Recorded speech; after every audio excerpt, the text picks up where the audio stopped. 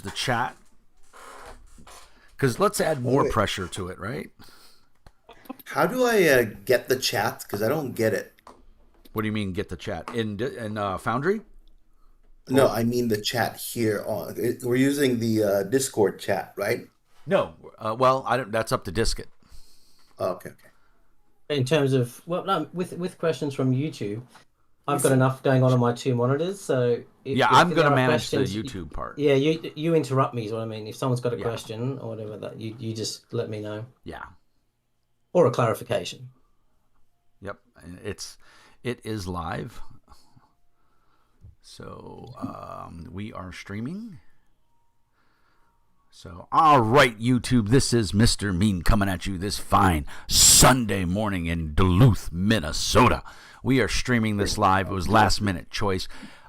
Super awesome Disket on my Discord is in very sunny Scotland. That's a joke for anybody that knows about Scotland. And he is going to run us through The Dark Eye by Ulisses Spiele. I am hosting it via YouTube, and I will be monitoring the chat. So if you have questions, if you have rules clarifications, if we got something wrong, I don't want to say I'm a veteran, but I've probably out of everybody played this game the most. I've GM'd it several times. It is by far my favorite tabletop RPG. I think the universe is so rich and in-depth that it's an amazing game, and more Americans, because we're big and dumb, we need to understand that there's better games out there than just D&D or Pathfinder. This is a great game with cultural diversity, and it's a long 30-plus years of history that the players have developed and pushed. And Ulisses Spiele has brought this great game to America under their banner, and it's a great game. But I'm going to turn it over to Disket. He's going to introduce himself, and then he'll ask each of us as players to introduce ourselves. And again, if you have questions or you're watching along at home, just go ahead and say hi in the chat. I will interrupt Disket as needed for like rules clarifications. Again, this is an initial playthrough. It's the introductory adventure. We're all pretty much new, and so bear with us. If we make mistakes, feel free to point it out in the chat. If you have any questions or whatever, feel free to ask in the chat. I won't ignore them, but we will. We're playing a game, so my attention is going to be a little bit divided. But hopefully, everybody will find this enjoyable. And I thank you in advance for watching. Tell your friends, like and subscribe, and as always, be nice. Mr. Disket, please take it away. Hi all, this is my first time running the Dark Eye, so bear with me particularly. I am living in sunny Scotland. We've just had a snowstorm, so that's lovely. I'm going to be running Slavers of the Realmwood, which is the introductory adventure in the Quick Start that Ulisses Spiele released, I think in 2018, or it was updated in 2018. Normally I don't do readouts. But for this one shot, to get through things as quickly as possible and try and wrap the game up in one session, I'm just going to play it as written, which is something I don't normally do. So what I'm going to do is I'm going to read the introduction, and then I'll get the players to introduce their characters. Here we go. Excuse me. Severin loved spending time with his mother while she crafted horseshoes on the forge. He also loved going on walks with her while she told him of the exploits of his father, a soldier in the Empress Rohaja's imperial army, who always sent his pay news of his adventurous deeds back home to Aurixford, Severin's village. Severin always knew when the Belunca riders had brought another such letter because his mother would ask to go on a walk with him. Today was just such a day. A horseman had brought a whole bag of letters to Aurixford. Severin's mother was very anxious when the Belunca rider arrived, but she soon was relieved when she broke the seal and read that her husband was well. His mother always read these letters to him by the lake, which is why Severin raced ahead now, anxious to hear the latest news from his father. Under a large oak tree about half a mile from the lake, Severin paused and turned. He urged his mother to catch up. At first she laughed like she always did when her son acted this way, but then suddenly froze, as if she had seen the Nameless One himself. For a moment, Severin did not understand the meaning of the look on her face, but when she drew her forge hammer from her belt, he knew that they had encountered something dangerous. Severin could hear low, raspy breaths coming from somewhere behind him. Rising fear forced him to turn around, and he looked into the yellow eyes of a creature from his nightmares.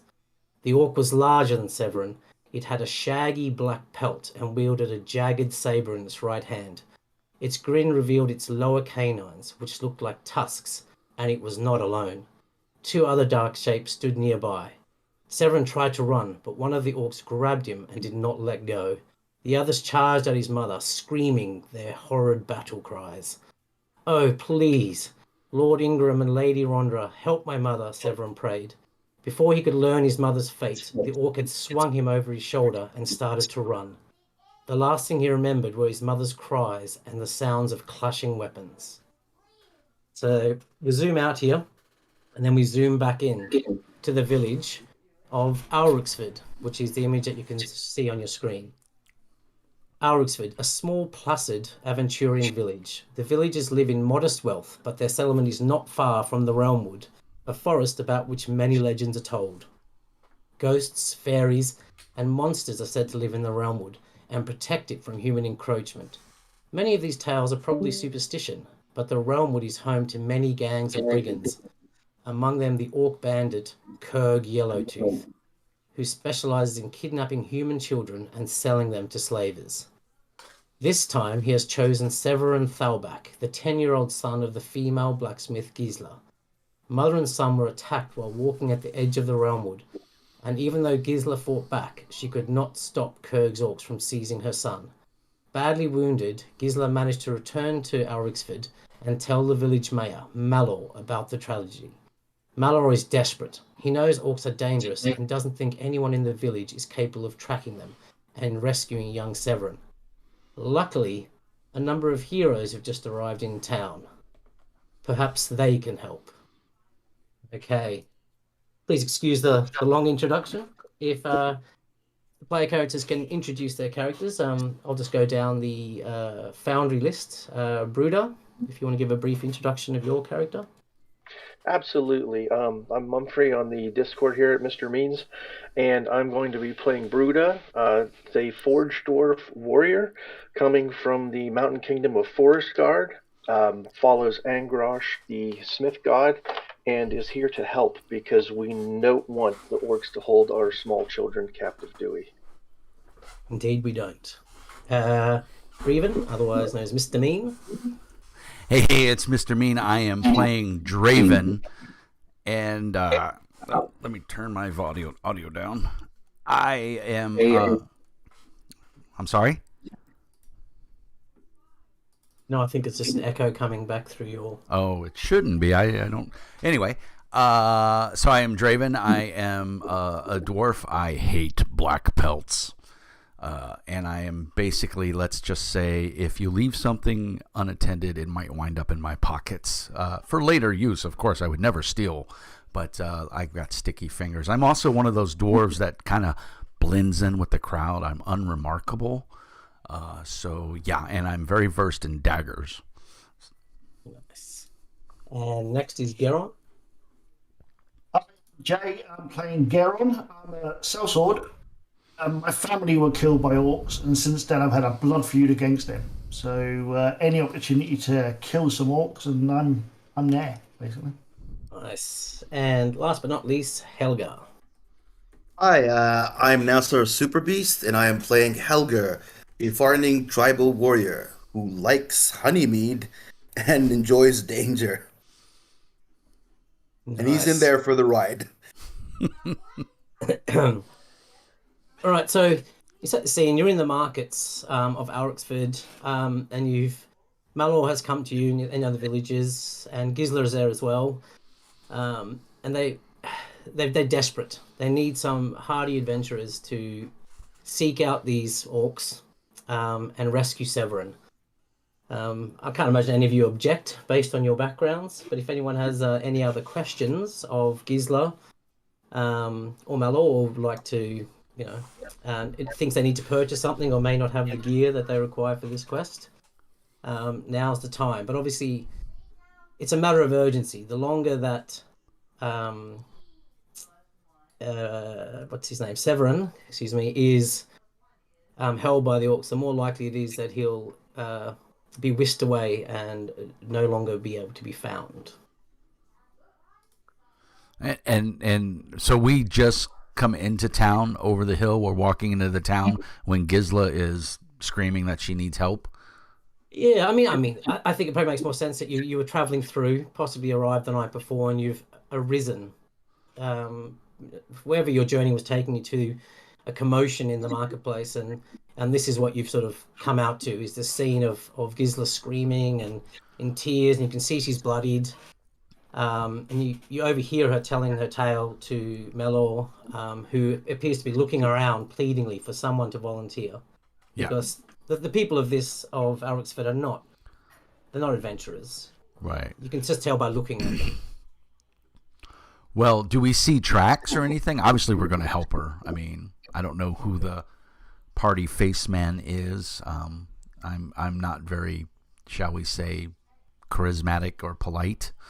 To be honest, the villagers are desperate. You don't need to convince them of anything.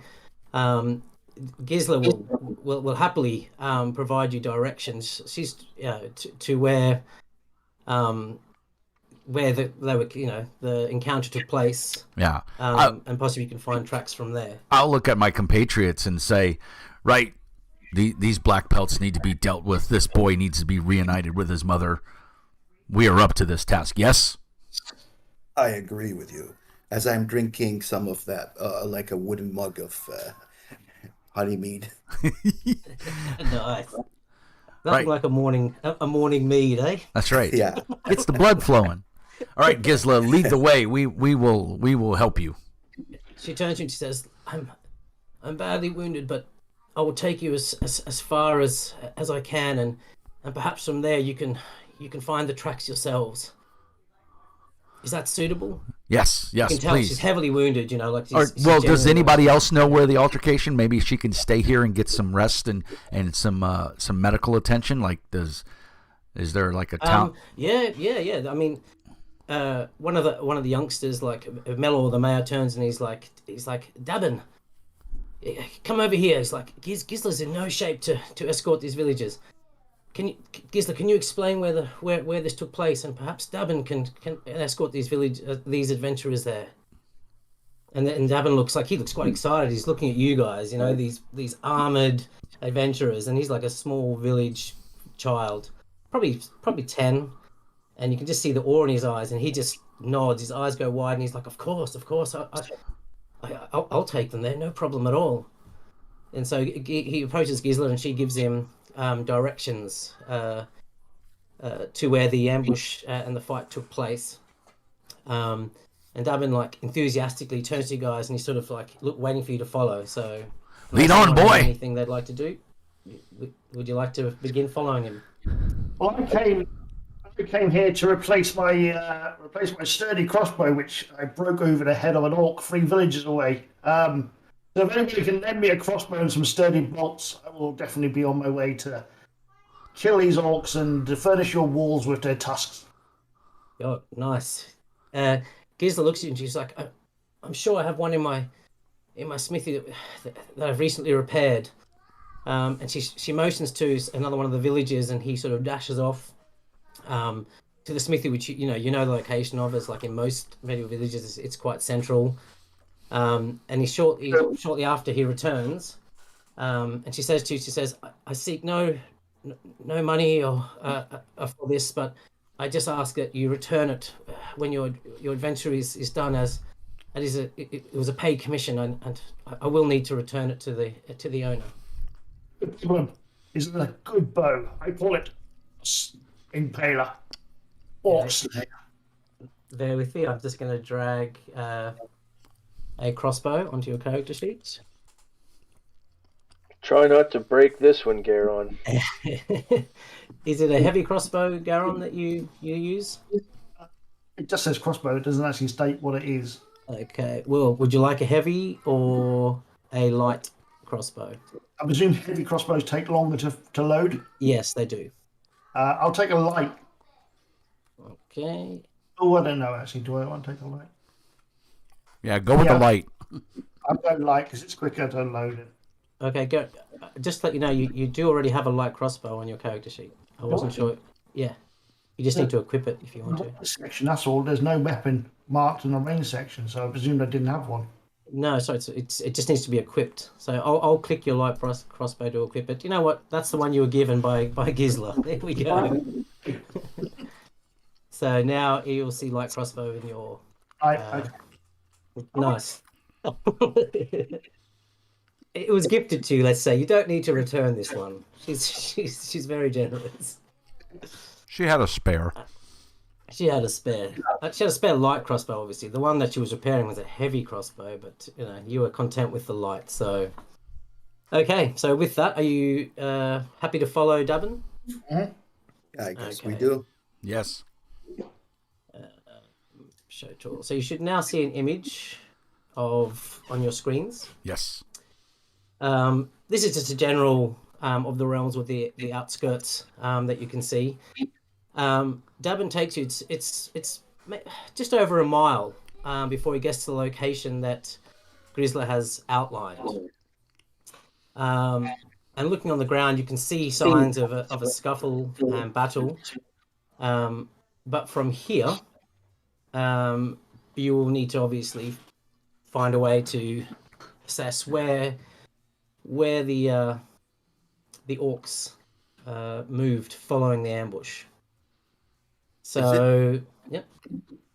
Is it possible to try, where? Because you said there's a scuffle, right? Which means there are tracks. If I'm not mistaken. Yeah, there are tracks that at the moment where you're currently looking, the tracks are a little bit muddled. There was a scuffle, there was a fight, but with a bit of diligence and skill, you could probably ascertain where those tracks sort of converged at and where they moved from. We could do a cumulative tracking check here. Sure. Yeah, I would like to do that. Yeah. Okay. So if you have your chat windows open, you should see. Just bear with me here. That I've requested a tracking roll. Now, what I'm looking for here is a total quality level of 3 in order to. What's the difficulty? Is it challenging? Just plus 0? It's just challenging. Okay. Yep. So just click roll. Oh, I rolled a 20. That's good enough. That's not good. That's not good at all. All right, now I'm gonna for those watching, I'm gonna do a little bit of like mechanical explanation occasionally, just to make it possibly a bit more, bit easier to follow what's happening. So, in this situation, the group required a quality level of 3 in order to find the tracks. Now, they haven't succeeded at that. However, you do manage to find the tracks. However, there is a consequence to that, which I'll be tracking in the background.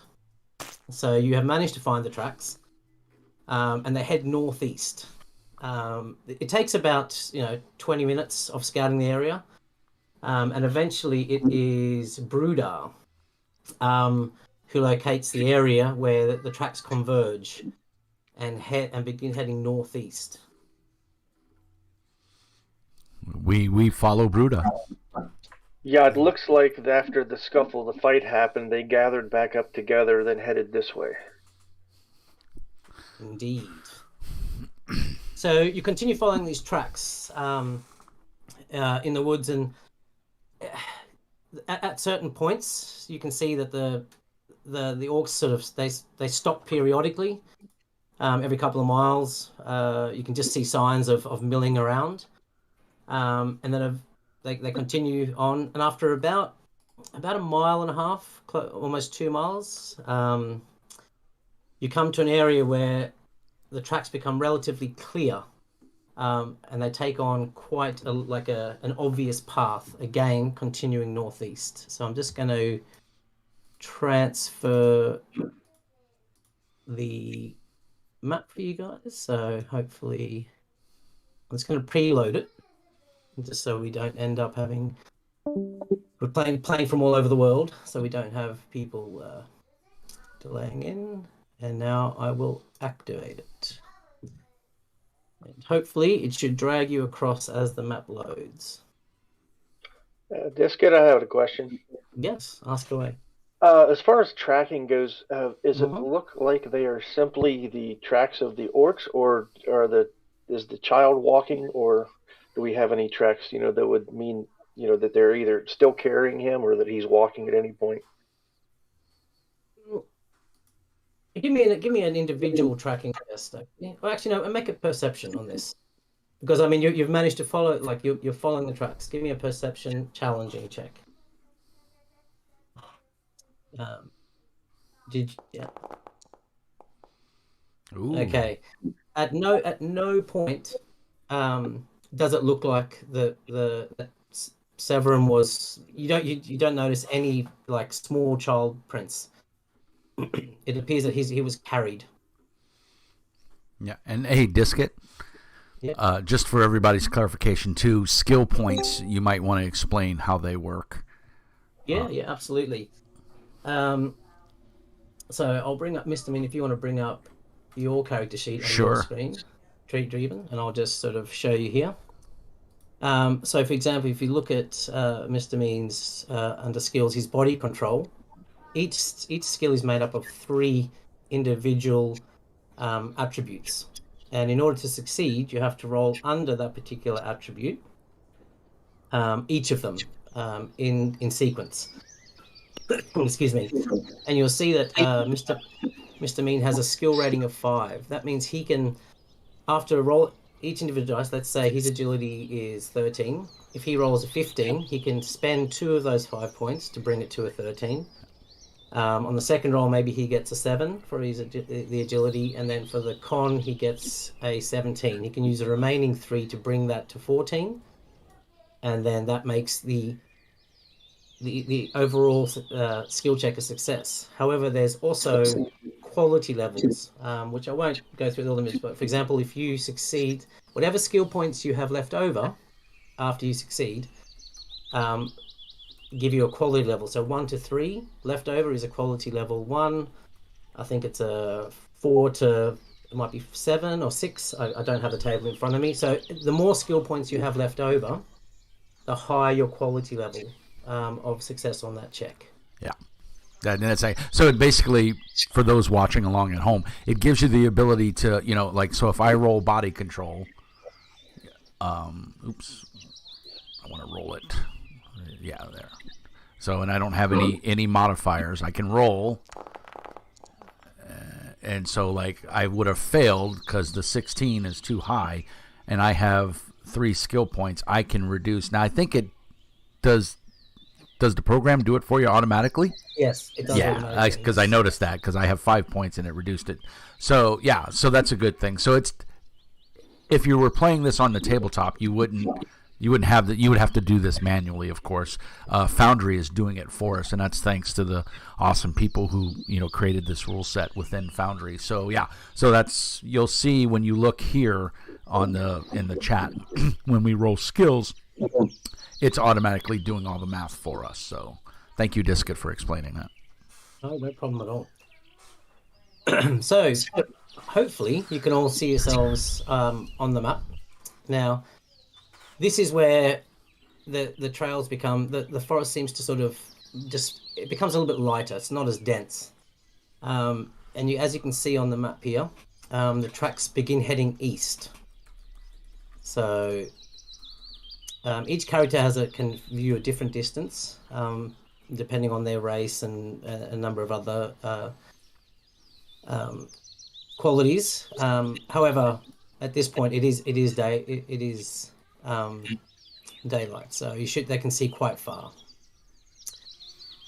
So this is where you are. You've come here. You can see there's some, as you can look around, you can see there's some like minor logging has been done here. This has been done by villages of Alex and also outlying small hamlets. This is not the work of the orcs generally, from your understanding. Although this looks like it's been quite a long time since that these have been that lumbering work has been taken out here. But at some point, there was obviously some kind of work being undertaken here. And as you can see, the path leads east from this point. In the distance to the north, you see a large cliff face in the distance to the north, and it kind of it arcs around from the north, sort of, and then starts turning southwest as it goes. So, does anyone have any questions in terms of that description? It's obviously I've got an overview of the entire map, and you don't. The tracks haven't diverged from each other, right? They still are together. Yep. At this point, they are still together, and they head east. You can, if you look at the map, you can see where the mud tracks effectively are, where the mudded areas are. From where you are right now, the tracks head directly east. Cool. Well, I guess we'll let Bruda lead on, and keeping a sharp eye out, of course. Yep. Weapons at the ready. Perfect. You can move your own tokens here. If you see anything or you want to ask any descriptions of the things that are around you, feel free to do so. So you can decide in what direction you want to move. You should be free to move your tokens. So north is up as we're looking at the map? Yes. Okay. Sorry, north is up. Yeah, east is east. Yeah. All right, so we want to move east, right? That's where the tracks are leading us? Mm-hmm. I'd agree with that, sir. You can see, effectively, the tracks look like, as I said, to the north of you, you can see in the distance, like a cliff face. It's not insurmountable, but it's quite high, probably sort of 15, 20 meters. And it's almost as if these tracks, and the way the cliff face goes, it looks like the tracks have kind of turned to avoid having to traverse those cliff faces.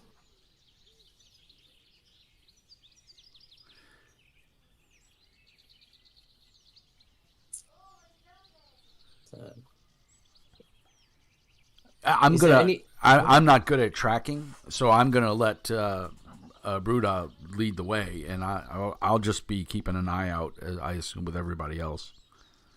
Yep. You can just continue moving. If you have anything that you feel that you want to ask, or as you get to this point, you can see that there's remnants of lumbering in the area. Some newishly fallen trees that were clearly never harvested. They were never. The job wasn't completed. Question. Mm-hmm. What do we like? What does, for example, my character know about orcs in general? Orcs in general, they're a nasty breed. There's not much likable about them in the setting. They're almost your stereotypical bad guys, although they're not unintelligent. But from my understanding, they're tribal in nature, and tend to deal in things like reaving, raiding, slavery. Again, I'm sure there's exceptions, but as a general rule, that's their behavior. Okay. So feel free to move yourselves like you. Continue on the path. I'll let you know if you see anything you want to ask questions about. I'll let you know. So again, you can see here the forest begins to sort of get a little dense again. Continue along. Are we missing someone? I think we're missing. Yeah. That's right. I'll move used to me. Yeah, I'm dealing with the stream here. There's people asking questions, which is awesome. Fine. No problem at all. So as you can see now, you can see the cliff face to your northeast. And this is the cliff face you could see when you first came into the woodland. It rose above some of the trees in some points. So it's clearly the orcs have changed their path. They were heading northeast, and then as they approached this cliff face, they've kind of veered east as if to move around it. And their tracks at this point, because you've been following them for so long, have become they're not difficult for you to follow. How do I move the screen along? Because I'm at the edge of the map as far as I can see. If you right click on the map, you should be able to drag it. Oh, right. Yeah. I would ask Bruda. Bruda, how many orcs? Still the initial 3 that we found. Haven't picked up any additional tracks yet. Certainly smells like the same 3, at least their footwear. Yeah. Yeah, there's been no evidence of like other groups merging or whatever the case may be, or any kind of interaction with other creatures, or whether it be human or forest dwellers. Yeah, so just quick, Disket. We got Jason Hobbs of Hobbs and Company in the chat, I know, and we got I know Mr. Hobbs. yeah, and we got Digital Lurk as well, and he's like, "Is it me or did I just see a bird fly across the map?" Yes, Digital Disket is using some animated maps. It is one of the joys of Foundry. So yeah, and thanks everybody for watching. Hobbs is awesome as all, and Nasser Hobbs gives you a shout out, by the way, buddy. Hey, Hobbs. Sorry to interrupt there, Disket. Go on back to No, it, sir. it's not a problem at all. All right, so Brudar's leading. Now you can see that the cliff face, it started to diverge north again, although the tracks continue east. Ah, so it's up to you whether you want to head towards the cliff face and follow it, or whether you want to stay to the tracks that the black pelts have left. let's make it difficult for Disket, and we'll split the party. No. It's not difficult with Foundry. That's the beauty of it. I know, right? When you're sitting around the table and you do that, everybody's like, "Ah, crap." If everyone just pause for a second.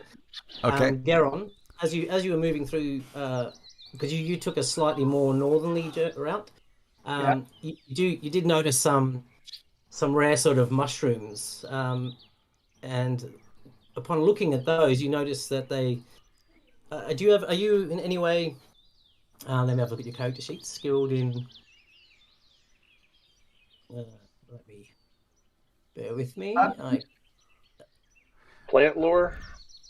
Plant. Yeah, I think it is plant lore. And I have Earthcraft, if that helps. That's for stone, though. Never mind. Yeah, I have stone.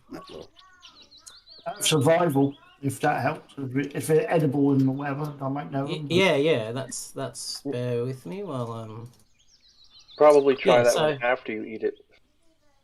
Yeah, so if you want to give me a plant lore check, you can either do it individually or you can do it as a group check. Now, bearing in mind, so there's positives and minuses to group checks. Is that a cumulative group check? Is that everyone can contribute who wants to, but any botches will automatically make the group check a failure. And in the instance of a group check, where there may be some kind of consequence like damage, then anyone who contributes is subject to the outcome. If that, yeah. So, Quick question. Mm-hmm. What stat is SGC? Oh, I can't pronounce it. Sagacity? Sagacity. That's it. Sagacity. I didn't know. That was all the others, and I presume the first one is courage. Yes, correct. Right. I just didn't know what SGC was. Because one of my Sorry, keep going. platform actually uses SCG, and I thought, what the hell's SCG? Yeah, sagacity. And interestingly enough, which I actually quite like, I believe daggers uses courage because you need to get. I think it's daggers. Let me have a quick look. I think Garon's the dagger person. Right. I don't know one, so. Oh, maybe I'm wrong. There is definitely some combat technique. I remember when I was looking at it that is courage is part of its calculation or it's limiting. That's quite cool. Anyway, back to you, Garon. So you've noticed these, and upon seeing these, you can notice in and around the area you're in, there are some unusual herbs and what have you. So, is this something you're interested in, or you want to keep moving? Bearing in mind that time is also important in this adventure. The longer you wait, I think we can make note of where these mushrooms are, and we can come back and get them. I mean, plucking them and sticking them in a bag won't take seconds, will it? Nope. You can collect them and then worry about analysing them later. Yeah, Absolutely. Just pick them up, stick them in a bag and carry on. Okay, so on your coach sheet, you should be able to, under equipment, just put under alchemy, if you hit the plus button, just put random mushrooms and we can worry about identifying them later. Okay.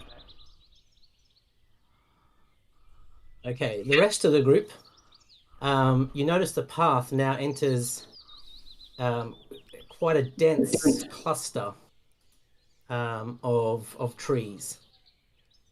Like to a level where you'll probably have to kind of Go single file.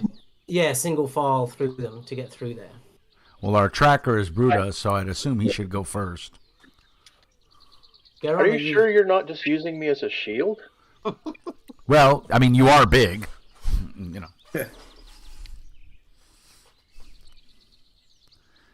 So the forest only looks impenetrable, right? We can pass through it relatively easily. Yeah. It's not. It's just you need to go single file because you kind of need to. If you imagine, you need to sort of, bunch your shoulders up and kind of almost force your way through. You can see you're not the first to go through. So, okay, Bruto, if you want to stop there for me. Sure will. As you've emerged from the other side.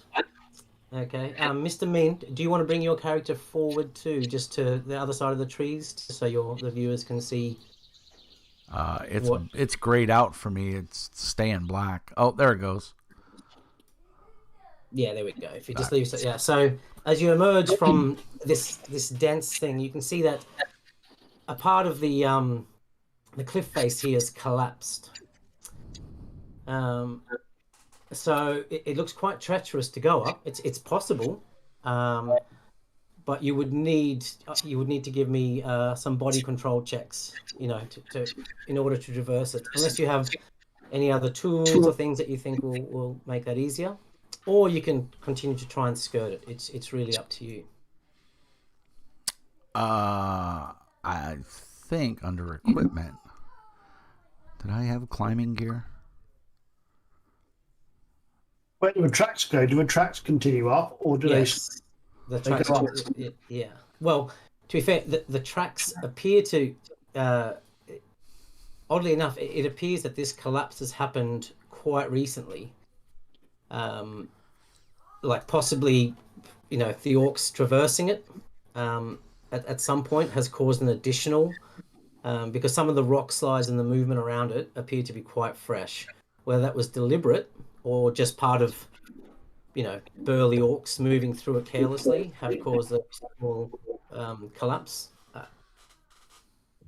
Mr. Mean, I think you've got stone. I got Earthcraft, yes. Earthcraft, yeah. Give me a challenging Earthcraft roll and let's see what the result is of that. Alrighty, and it's a public roll. Let's see if I make it. Oh, I did. Yes. Nice. Okay, it looks like parts of this have been deliberately collapsed recently. Yeah. Then I'll look to Bruta and to Garon and Helger, and I'll say I believe we are on the right path, and I will pull my clan dagger in my right hand and in a throwing dagger in my left hand, because I am ambidextrous, and I will be ready, and kind of, the hood of my cape goes up, and I'm trying, my cape is earthen tones and everything. I'm trying to blend in with my surrounding, and I'm keeping a very sharp eye out because I think we're getting close. All right, so that still leaves the predicament of how to ascend this collapse. Yeah, I'm going to use my daggers and start, just jab them into the ground and pull myself up, Okay, that's fine. With your daggers, give me you got two daggers, haven't you? Yes, I do. Yeah, so you're going to effectively use them like mountain climbing. Correct. Pikes. Yeah. Okay. Give me a body control roll, but at a easy. I think it's plus 2. Easy +1. +1. Sorry. Yeah. Because of the tools you're using. Oh, nice. Okay, so as the rest of you look on, Dreven sort of using these daggers, he like joom, joom, joom, and nimbly, like much more nimbly than like you would expect of a dwarf. He manages to traverse this and avoid the areas that are loose. You can move your character to the top. Is this the top up here? Yeah, just here. Perfect. Yeah. And I'll just retcon one thing if I could. I would have, hopefully somebody's got some rope, because I don't. And I would have tied that rope around my waist and then gone up. And then once I'm up there, I would anchor myself and help the others get up that may not be as dexterous or proficient at climbing as I am. No, that's fine. I mean, you can take rope.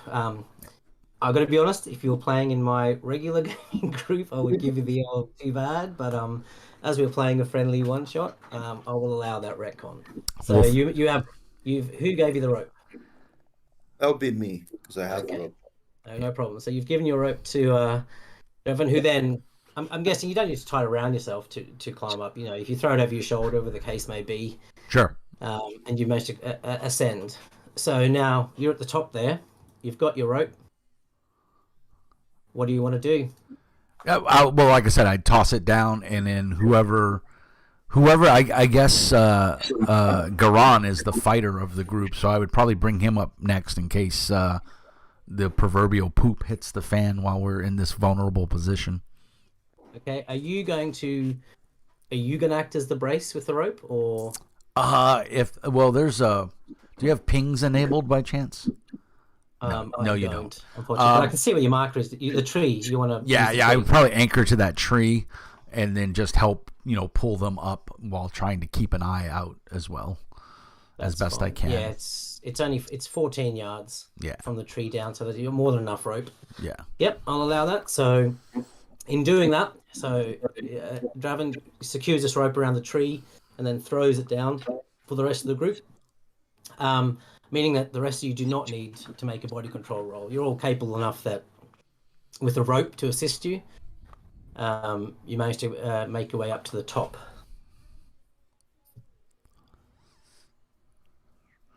Put yourselves up. All right, so now looking from here, it appears that the tracks lead north, and then from there, you lose sight of them. So you would need to continue north. Right. Well, again, letting Bruda take the lead as he's the tracker, aka the meat shield. Yep. To be fair, Mr. Bean, I only got lucky. That's all I need you to be. All right, Bruda, you move, and I'm going to use your line of sight as my descriptor for the group. The tracks you say continue roughly north or Yes. northward. Yeah. At this point, it appears that the black pelts, the orcs, they obviously felt relatively secure. So there's at this point they were not trying to sort of, move in any kind of discreet fashion. I think their confidence must have been high. As you get to this point, Bruda, so the rest of the group can move yourselves forward. You notice the remains of a fetid. Absolutely. Perfect. I guess you guys all saw that ping from Governor. He's returned the rope. You see this fetid pond of some kind, and you can see that there's thorny bushes around. It doesn't look like a particularly inviting place. The tracks here skirt around the left-hand side. They move around closely to the shoreline, avoiding the thorns and what have you, and then continues almost northwest. Can Bruda tell if the tracks are fresher? Here? Yeah. Yeah, are give we me gaining on them, I guess is what I'm trying to ask. Yeah. So Yeah. obviously Give me look to give me a tracking check, please, Bruda. Oh. Okay, you've also got fate points, which I think is important to remember here. You can use a fate point for a reroll. You can spend one fate point to reroll 1, 2, or all 3 dice for a skill check. So the other rolls, so in Bruda's case, you got the 9 and the 3, which I believe might be successes, but that 20 is the killer. So you could just click in Foundry, you can click on that 20, say you're spending a fate point, I think you tick it off on your character sheet, if I remember correctly. Yep. And correct. then you can click on that D20 and you can re-roll it. Yeah. If you right-click on the D20, Yeah. you give the option to use a fate point.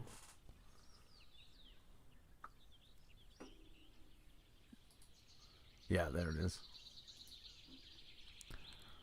Did the roll show up for anybody else? No, it didn't for me.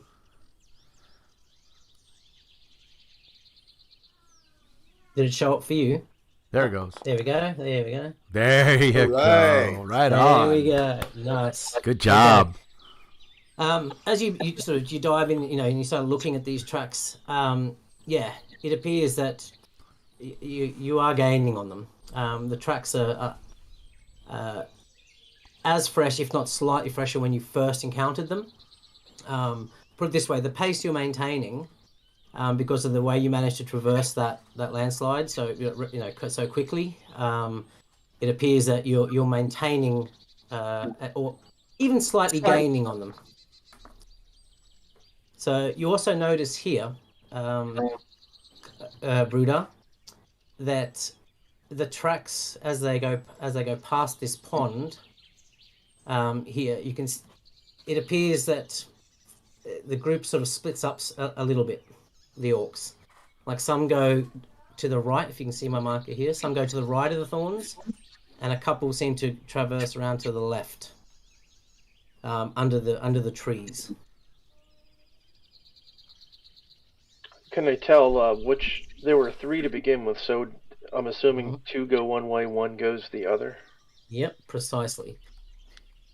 I know because of your very successful tracking roll, you can tell that the weighting of one of the indentations that tracks are making, with the orc that was on its own, are definitely deeper, as if they were carrying. The heel prints are sort of more embedded into the mud around this pond. So it appears that one of the orcs is either much more robust and bulky than the others, or it's carrying a load.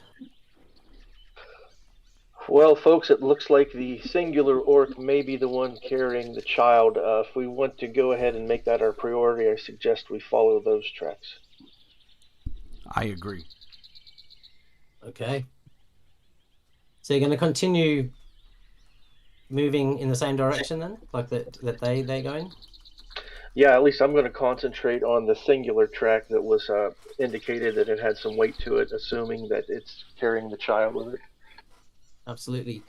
As you look at the tracks, you can see that to your northwest, Bruder, you can see what appears to be the walls of some kind of construction over here. Do the tracks lead us to that? Yeah, yes, they do. Okay. Can you all stop there for a second? And can you all please give me a perception check? Challenging.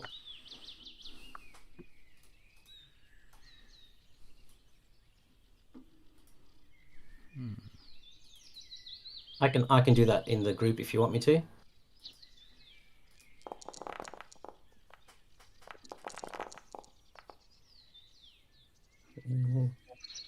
Failure. So we're just waiting on Helga. I believe. There we go. All failures. We suck.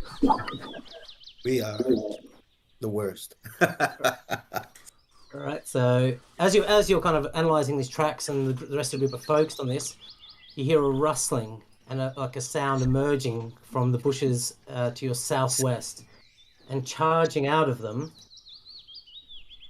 comes a wild boar. Comes charging out of the bushes over here. So you Bacon. should see it. I'm going to add your. Yep. Sorry. I'm just going to add you all to the combat tracker. So now if you want to right click on the fist, that should bring up the combat tracker for you. And then you should be able to just click on your relative dice to roll your initiative.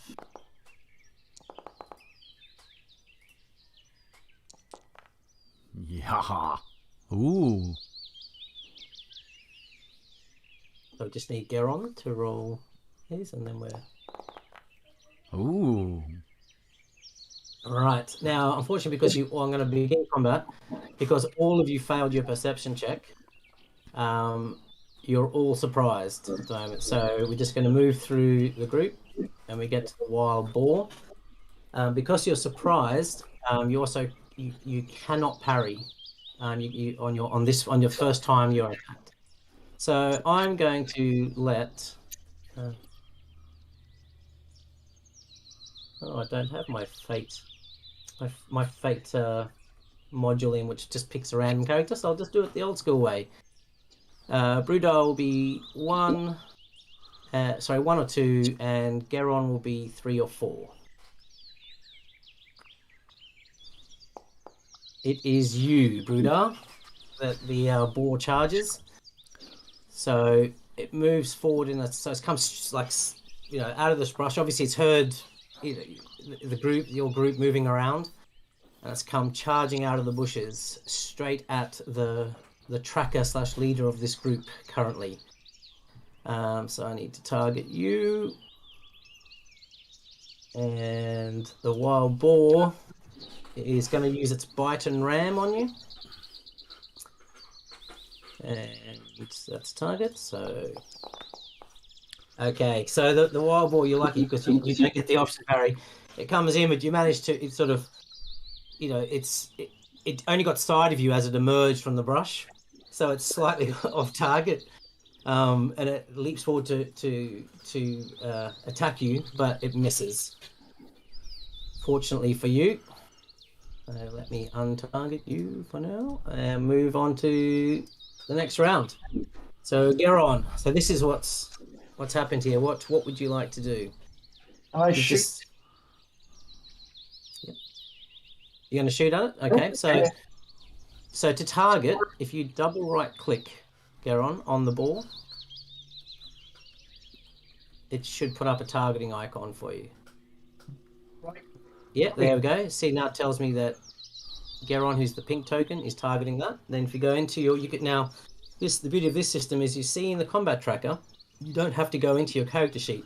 You see the attack test icon next to you on the combat tracker? Yeah. You can just click that and it will give you an option of the things that you have readied. It should give you. Okay. Yeah. Have I got? Is it clear sight, medium distance, all that? Everything's good. Yeah. I think at this point, the brushes at your feet don't intervene with the line of sight, so all good.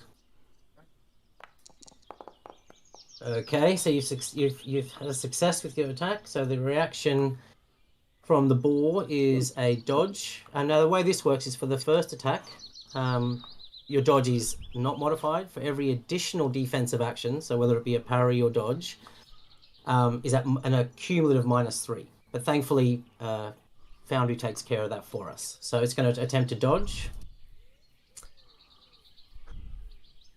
Yeah.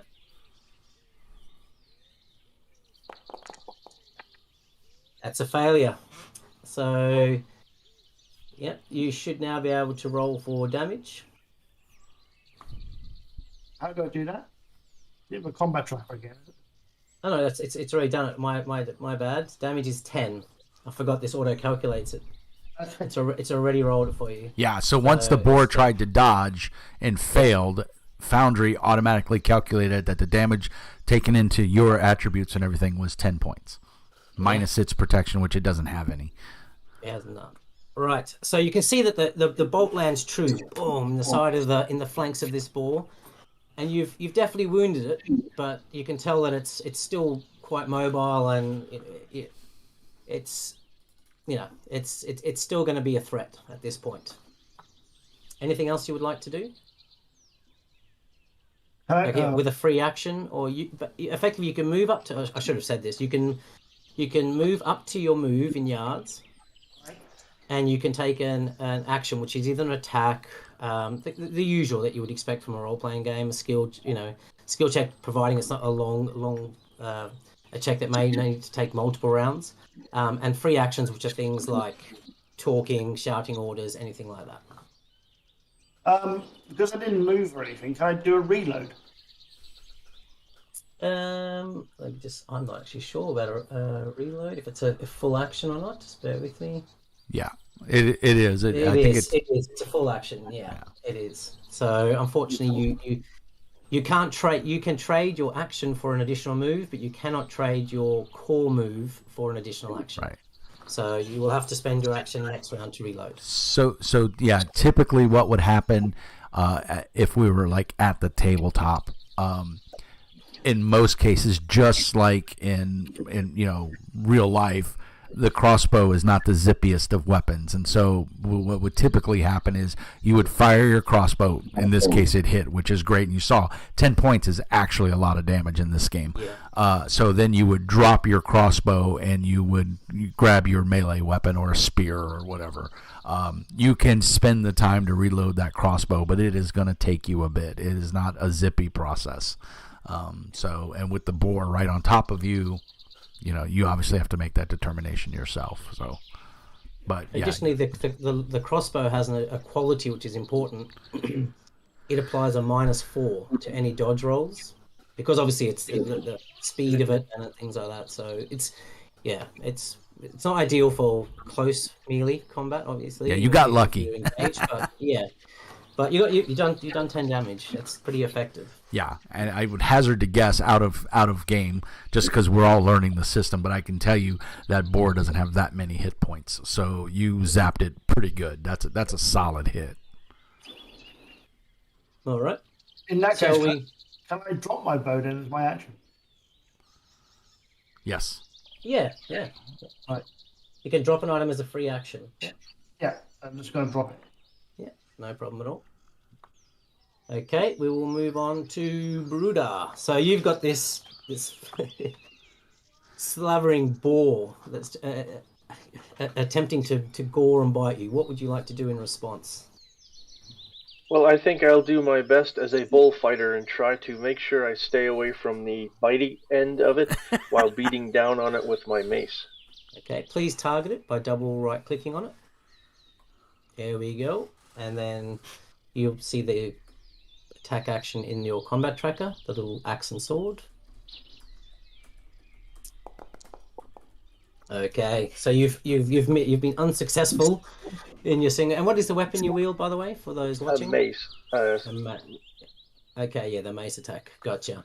So you swing this mace down, but this boar's kind of, obviously on a battle map it looks static, but it's bouncing around. It's trying to avoid your blows, and you sort of thump down into the ground to the side of it. It whelps a little bit, but doesn't take any damage. Anything else you'd like to do before we move on? No, I want to stay near it to keep it busy. Okay. So, Dreven. Alrighty, so I'm not quite sure how Foundry does this, but I would like to move to here, and then I will, let's see, what do I just target him. Yep. And then I think, I'm not sure how Foundry handles this, but I should be able to make 2 attacks, one with my Dragon Tooth, one with my regular dagger, but the regular dagger is my offhand weapon. Is that at a -3 because it's an extra action? Yes. Okay, so it may track it, if I'm honest, like manually. Sorry, automatically, but just keep an eye on it. We'll see. All We right. can adjudicate. So I'll roll for the first one. Ooh. Okay, success. All right. Reaction. So you'll notice now in the combat tracker the boar has a 1 next to it. That means in the little shield, that means it's used 1 defense. So then this time, this will be at. It's also got a pain modifier, just for the record.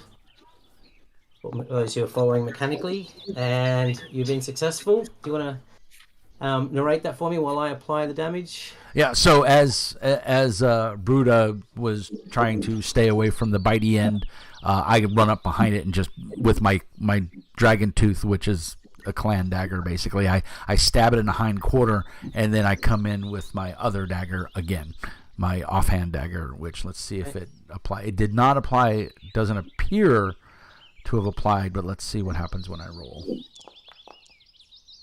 Ooh, again. That would still be a success, even with the even with the modifier. So that's fine. Yeah. And so now this is the dodging. This is for this poor boar that it's now affected by pain and multiple dodges. So it's going to become just more and more Okay, so you've done 3 damage. So you followed up nicely with a... Okay. Somebody had a question? Anybody have a question? Oh, I thought someone was trying to talk. Do I click the right arrow to move it on, or are you taking care of that? You can do it. I don't know if you have... Yep, there you go. Now it's right, Helger's turn. So, Helger. Right.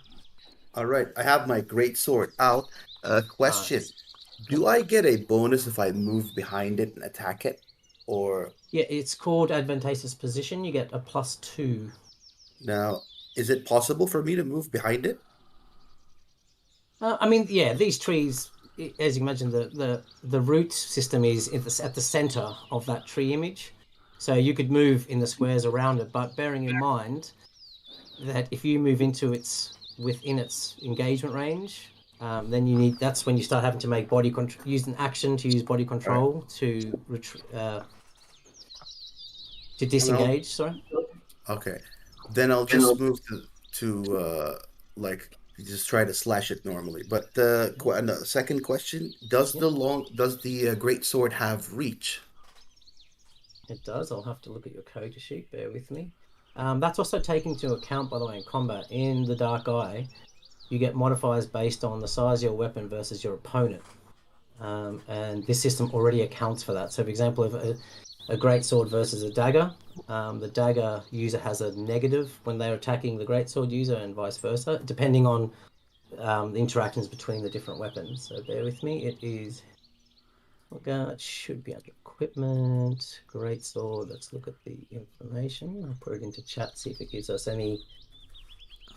So it's price. No, it may have, to be honest, but not that I've looked into. My understanding is the reach is taken into account with the modifiers when you attack somebody with a smaller weapon and things like that. All right. Then I'll just move in and just attack it straight up. Move here and just attack this thing. Yep, just double right click on it for me. Did I target it? Just double right click. It should show your color icon if you have. Oh, here I am.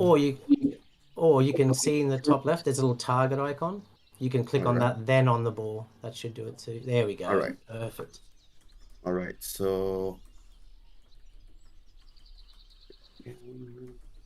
and it's just roll straight up, right? That's the one. Pick whatever. His great sword. That's a success. Nice. Okay. I do feel for this poor ball because I got a funny feeling with the pain. The wound, it's got blood flowing out of it. It's now getting fatigued from trying to dodge all these various blows. So, I will stay. All right. Okay. Would you like to narrate how this poor boar meets its doom? After it was stabbed with the daggers, Helger just moves in and he says, "Our next meal," and cuts its head off. Nice. So just a big downward blow on it. Yeah, I like it. So this you literally just sever, the head from the shoulders, and the body convulses briefly, and then just collapses. Helger, you need to take that head and put it in a sack and mount it in your mead hall when you get back home. I agree, my friend. And just as a rules mechanics here for those that are watching along at home, the Dark Eye uses a pain threshold. So as you take damage, you have pain. So you have a pain threshold and a wound threshold, and that pain applies a cumulative modifier that makes doing things more difficult. So this is a game kind of like a lot of old school games, Rune Quest and stuff like that, where getting hurt is really, you don't want to rush into combat. And if you're a hack and slash player, like D&D, not to pick on D&D, but that mentality in this game doesn't always go well. You will get messed up. So you have to plan your combats. Like, we got ambushed by the giant boar, and unfortunately for Disket, he didn't roll very well. But if he would have if he would have rolled well, Bruda could have been out of the fight in the first round. I mean, we just got lucky that he rolled crappy. So it's something to. This is not a game where you kick in the door and you kill everything to take their treasure. You need it can be violent. So just as a heads up. Yeah, absolutely.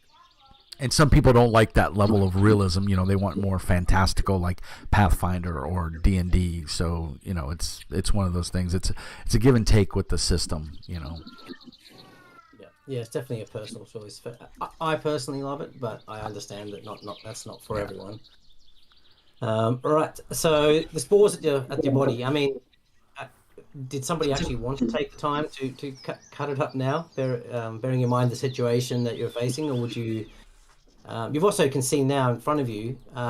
There's clearly some ruins ahead. That appear to sort of straddle what appears to be a gorge of some kind. So obviously you'll need to move forward to investigate them more. But even just from this distance, you can. So it appears to be Bruda dodged me.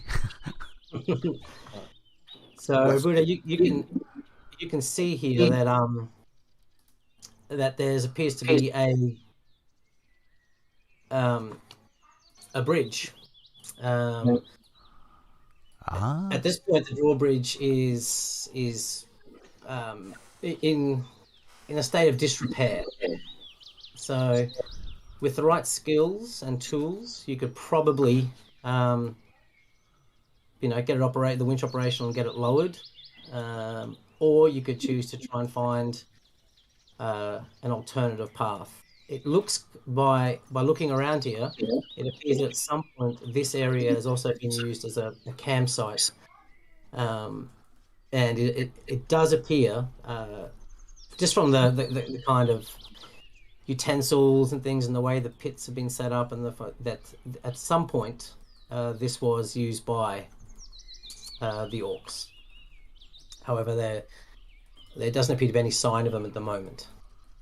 Does it appear then that the mechanism has been sabotaged? Yes, it does. Again, just by looking at it, you can see that it's been sabotaged. You don't need to be a mechanical genius to ascertain that. So, although I mean, it's up to you. It could be fixed. There might be other ways around the gorge, like through here. This is over to you to discuss how you want to progress. Well, general folk, it looks as though maybe they thought someone was on their trail. They seem to have caused us at least a delay, but we're on the right track. Agreed. Yeah, I think we should keep following. I mean, does it look like the tracks, or are we out of?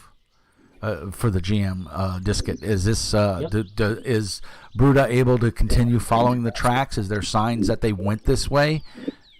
Yeah, no, the tracks clearly got to this point, and end at the stairs heading to the drawbridge. So your quarry has traversed this drawbridge previously. It's clear now, like from the landslide things, that they've taken precautions to ensure that anyone pursuing them is going to have a difficult task. So the options here, again, I'm going to step out and be a bit metagamey here. Is you guys come up with an idea here, or you can take we kind of zoom out a bit. You can find an alternative route. But that will accrue time points.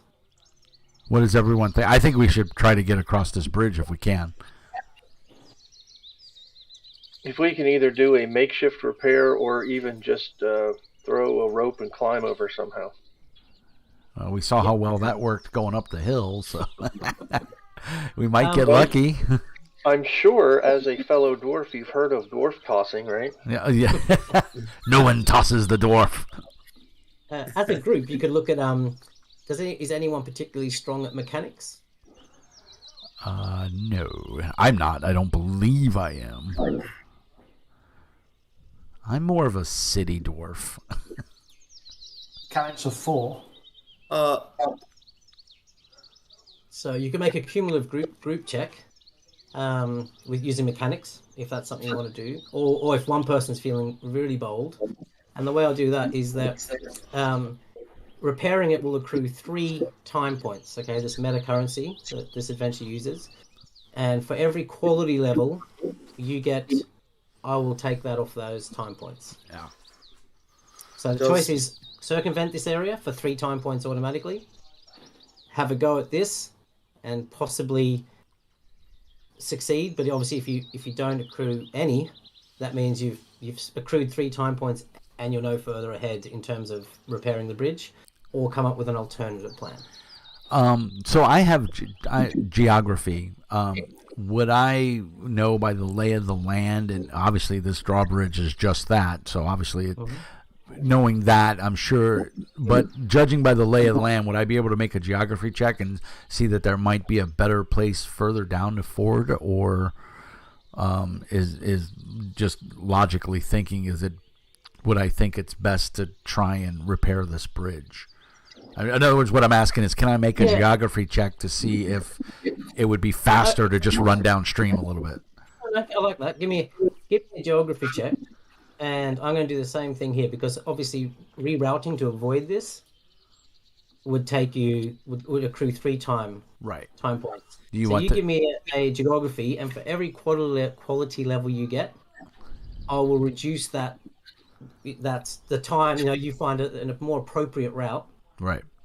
Around using the lay of the land and the rock formations. Okay, and then for everybody watching at home that doesn't know the system, we keep asking about difficulty, and you can see on the screen here, a standard difficulty is challenging, so it's no bonuses or minuses to your check. So in this case, I would ask Diskit, is this just a straight challenge? Is this a normal roll for me, since I am trained in geography? This is a normal roll. Okay, so I won't adjust, but in Foundry, I could adjust this. If we were playing at the table by ourselves, we would have to manually educate this. So I will make the roll. Oh, well, the 1 is awesome, but unfortunately... You do have your fate points. Okay, bearing in mind this... Yeah. And I think I'm going to repeat the roll on that 19. Well, I can re-roll both, right? Yeah, you get just one fate point. The 1 I want to keep, right? Because that's obviously very good. Yep. So re-roll, and nope. So I try mechanics. So I believe I failed, correct? Yeah, yes, you have. Yeah, you've still failed. So it's up to you. You can continue to use. You can't re-roll the same dice. Right. My understanding, but you can re-roll a different die. Let me just double check that. No, I believe you are correct. And I think Tohawk is in the chat and listening, so he's run this game quite a lot more than I have. Certainly more than I have. Yeah, exactly. Well, you're doing a great job, sir. All right. Yeah, mechanics. So who wants to partake of that? So there's no time penalty for you analyzing the landscape, by the way, Revan. Do you know that's there's no right? Yeah, I got points to attempt that. That's not an issue. Where does it show your fate points? Is that the 3 dots? Yeah, it is. There, I see it. It is indeed. So it shows I've used 2 already. Oh, nice. The wild boar still. He's targeting the wild boar. I'll tell you what. I'm going to delete the wild boar just off the map for now, so that doesn't happen again. It just means because you had him targeted. So mechanics test. Quality level 2. No, Garen, you still can keep your first roll. It just happened to be targeting. Right. So it was trying to do it as a competitive test. It was like you were trying to out mechanics the ball. so we'll just get to that. You weren't trying to out mechanics the ball. So that's quality level 2. That's fantastic. Good job. So you only accrue 1 time point. So as a group, do you want to narrate for me then? What you find around the area and how you managed to get that mechanism working again. Some whoever dismantled the bridge obviously tossed for bits, they've been moved. So after searching, I found all the bits, and with some spit and gaffer tape, which everybody has, I managed to repair the whole thing and put it all back together again. Nice. Yeah, I mean that makes perfect sense. The black pelts are not the kind of people that probably would have thought too much about. They probably threw a couple of the key components, down into the gorge, but they left enough around that you could piece together, suitable repairs, and you managed to get the drawbridge in a most limited level functioning again, certainly enough to lower and to be able to cross. So I'll now open the door emblem there, which allows you to move your tokens across. Yay! Good job there, sir. Good job. Yes, nice. So are we going in here? Oh, can't move there. There we go. You should be able to through the door. Yeah, across the bridge. There we go. All right, Bruda, you should probably go forward. The token. I mean guide, not Yeah, not the meat shield. Man. That's what I meant to say. Meat shield is such a derogatory word, but in Dwarven it means good friend. Exactly. At least that's what I'm telling them. That's what we tell our meat shield. I mean ranger in our home group. Yeah. As well. You're not the sacrificial able to lamb. pick up the tracks on the other side? You are indeed. Okay, the tracks here. Just bear with me while I zoom out. Head east through the dense sort of woods ahead of you. Do you mean west? West. Sorry, west. West. No, they go back the way they came. You need to undo the bridge and go back. You've come the whole wrong way. No, my apologies. Yeah, they head west. And this is still the single set of tracks? Indeed, at this point, yeah.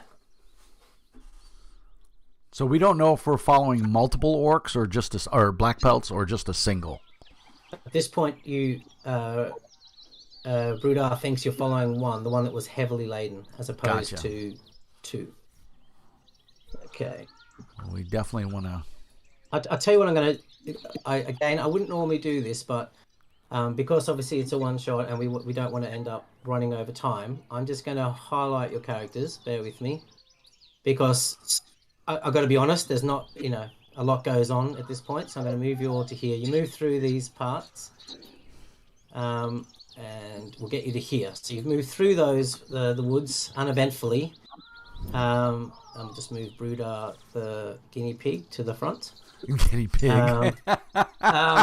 And at this point, you can start to hear that you're still following the tracks. So now turn north up this small rise that appears to be a break. Small descent at this point here. Into what appears to be quite a wide open sort of. It's much more open than the other parts that you just traversed through. And you can also hear the sounds of running water to the north.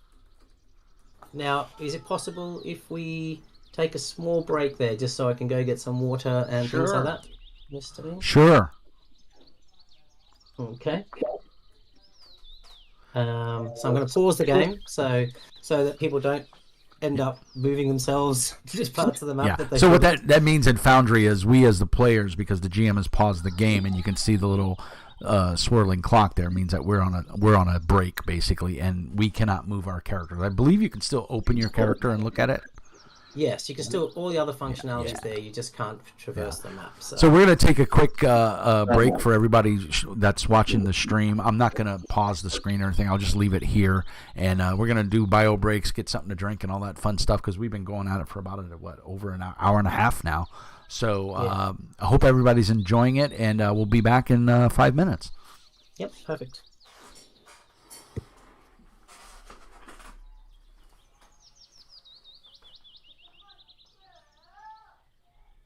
Are we still on stream?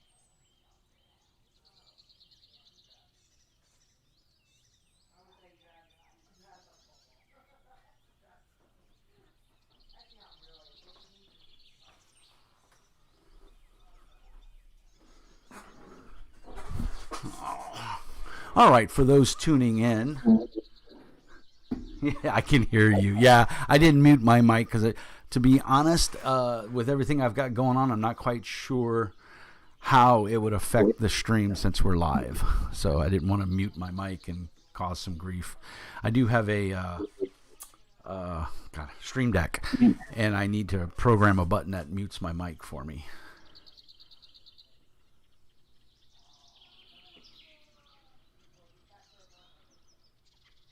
Oh, and just for everybody out there in YouTube land, Lynchpin, a.k.a. Digital Goblin, has given me a class toolkit compendium. He's sending me a copy, and he's given me one to send out. So basically what I'll do is I'll have a little, maybe I'll do a stream later on tonight, and we'll... maybe for Patreon members or something like that, we'll give a free copy. That's for the Low Fantasy Gaming class toolkit. It's an excellent resource for if you're a fan of Low Fantasy Gaming. So anyway, that's just thank you, Lynchpin. That's very kind of you, sir.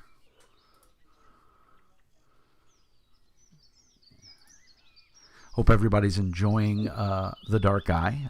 Like I said, the game just doesn't get a lot of press here in the U.S. They did do a successful Kickstarter, and they have basically been reprinting all of the books in English, and they have been doing a Kickstarter for each major book. So like the one they're wrapping up right now, we're waiting for the physical rewards, is the religion book, and I think I physically got it, if I remember correctly.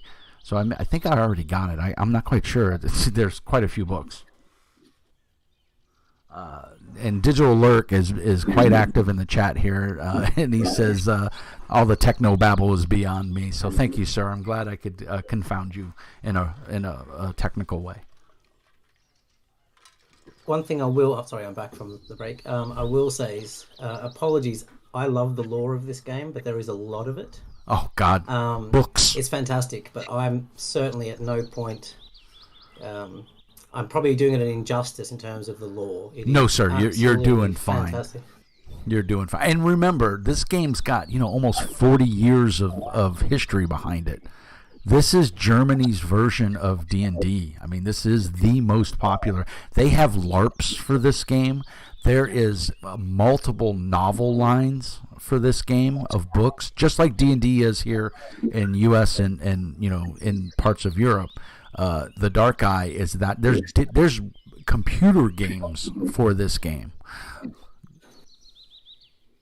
so it's quite very popular.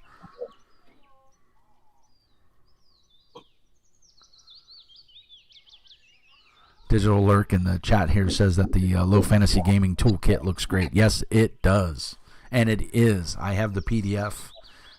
And I guess evidently I'm getting a physical copy. So thank you, sir, Goblin Scribe, for sending me a copy. And then I didn't read his message all the way. He either sent me a code to print it at cost, or he's sending 2 copies to me. I'm not quite sure. I think he's sending me digital codes because he asked for my email address. So, and Diskit, again, thank you so much for running. Like I said, this is one of my favorite games. I really like the depth and the breadth of this game. And it's just, we don't have any magic users in the game, but the concept of this game and the way it approaches magic is kind of very Tolkien-esque. It's not, you don't sling magic missiles and fireballs. When you're being attacked and you're a wizard or a mage, you would think about maybe, casting a confusion spell, or maybe setting the black orcs, black pelts, hair on fire, because it's really hard to fight when your head's on fire. So it's Yeah, not the magic system is fantastic. Yeah, it's not flashy. You're not, like I said, you're not flinging magic missiles and Tensor's floating disc, but the magic in the game is very well thought out and creative. You can do some amazing things with it. So that's And one the good thing is it uses the same skill system that the rest of the game uses. Right. Right. There's some small tweaks and things to it, but generally speaking, it's not a whole new subsystem to learn. Yeah, right. It is very much, it follows the game. The mechanics are very succinct, and once you know how to do a skill roll, you pretty much know how to cast a spell or a miracle, which are your clerical spells. So, and the gods, there's 12 gods, and then some would say there's the 12 dragon gods as well. Depends on how much lore you want to get into. But this game, like I said, has a breadth of depth that rivals D&D or Lord of the Rings any day of the week. Absolutely. I'm ready to go again. I'm not sure if the other members are back yet. Yep. Well, you've got the game world paused. So. We are unpaused. Woohoo! Okay, so as I said, you can hear the sounds of running water to the north, and it's quite loud. Anyone who's sort of been in the wilds before would recognize it as the sounds of a river of some kind to the north, and the tracks here go northwest. Okay. So. And the area you're into now, Broder, I think you were the plant law person. You can see more of these, an assortment of herbs and things that you're pretty sure would have medicinal purposes and things given the time, if you wanted to take the time. I think that was Garon. Oh, Garon, I do apologize, Garon. So you recognize some of these again, and you believe that some of them may possibly have healing properties. So it's really up to you whether you want to spend the time to try and gather some of them. Well, gather some of them, but I can't really do much with them because we ain't got the time for it, and I don't think I've really got the skill for it. But I'll definitely gather them because it may actually cost us less to get them turned into something once we've got the ingredients. Well, I mean, like the plants that you recognize you can manipulate, like crush some things relatively quickly. The way I would give it is that if you wanted to look at it, I would assign you 3 time points. And if you wanted to do plant lore, you could either do it as a group or individually. Every quality level you got, I would deduct that from the time points that you would accrue. It's just that my plant lore is only 1, so it's not very high anyway. Yeah. I mean, it's. So we know we don't really have a time to sit around crushing mushrooms, I don't think. No, you don't. No, it's up to you. I mean, none of you are bearing wounds currently anyway, so it's probably not. Yeah, we should focus on what we do. Yep. Okay, so the tracks lead from where you are, sort of northwest. Northwest, I think, would be the technical term. So more up this way? Yep, perfect. So if you continue up that way, and as you get to this point, Driven, you see a bridge. I'll point to the However, bridge. I'll give you a clue what's been done to the bridge. I bet it's been destroyed. Indeed, it has. The water is quite fast flowing as well. Are these squares 5 feet each? They're in yards. Oh. So, yeah. So 1 yard is uses 3 feet, yards. right? Yeah, so it's 2 yards a square. So about 6 feet? Yep, 6 feet per square, right? indeed. Okay, so that's technically, we could jump across that. Yep, you could. It's up to you what you do. I'll give you some options just again for the people. Oh, that 4 may yards, 4 yards. So yeah, 12, So 12 feet. yeah. Yeah. Well, again, It's- could it's- technically be jumped across. I don't know. Maybe the human might have the sprint with a rope and could pull us across. Well, how deep is the water here? Do we know? Or I mean, I can look, I guess. Yeah. You can have it. It looks The depth, it looks like it's possibly about chest height on a human. So for So you, over my head. over your head. But the issue is the speed of which the river is flowing. It's going pretty fast. It's going quite fast. So, yeah, I'll give you some mechanical, like some options again, just so we can integrate some of the dark eye mechanics that people may not, you wouldn't see in a normal sort of D&D session. So I love D&D as well, so I'm not knocking it. Some of the options would be swimming, if you wanted to try that. You could try some woodworking to try and gather up some timber and things, logs. So question. And, build it up for the platform. The two stanchions there on the bridge, the two circles, are they? Yep. They're sticking up out of the water, right? Do they look solid? They are. So they do. Could one of us with the appropriate skill maybe lasso it with a rope, and then tie this end off to the other stanchion where Helger is, or Bruda, and then we could pull ourselves across, without, so that we don't have to necessarily worry about the current dragging us away. Yeah, absolutely. Is everybody in agreement with that, or does somebody have a better idea? You say woodworking. Would that be a case of us knowing how to stick a couple of planks across it? Yeah, basically, because of its distance, it would be like chopping down, or breaking branches, or using some of the, you can see there's felled logs to your south, that you've passed, and using some of them in a way that would be suitable, and securing them as well would be the important part, making sure that they. Well, I can give it a go. Okay. Well, it's up to you. I say we do both. Buddha, you still got that rope, right? I think Helger had the rope. Oh, Helger has the rope?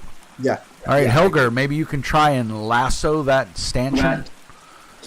And then Garon can, and maybe me and Garon can go try and get some logs and bring them over here to make to ford it. Sure, I'll give it a try. So. Okay, let's have a look and see what skill we would use here. I just wanted to make it hard on you, Disket. That's all. No, it's fine. I think that would be body control. Yeah. Effectively, nothing else. That's the closest I can see. It's not a feat of strength. Nope. Body control is perfect. Yeah, I think body control. Now, what I'm going to do here is that each attempt to do this is going to accrue 1 time point. That's important because obviously if you had endless time, you could just, I wouldn't even make you roll, because effectively you could just keep going until you eventually got it. So just bear that in mind. Right. I'll roll the first one. Okay.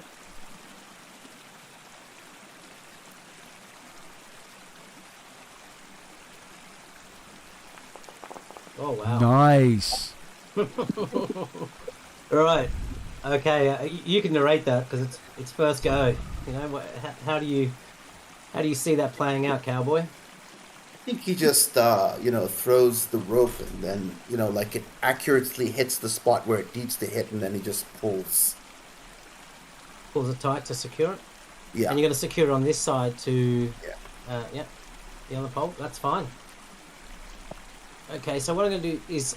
So to cross it, it's still not going to be easy, particularly anyone who's not wearing armor, or heavy armor. So if you're wearing, leather or what have you, you don't need to roll. But if you're wearing anything heavier than that, and I don't know if anyone is, so you'll have to look at your character sheets.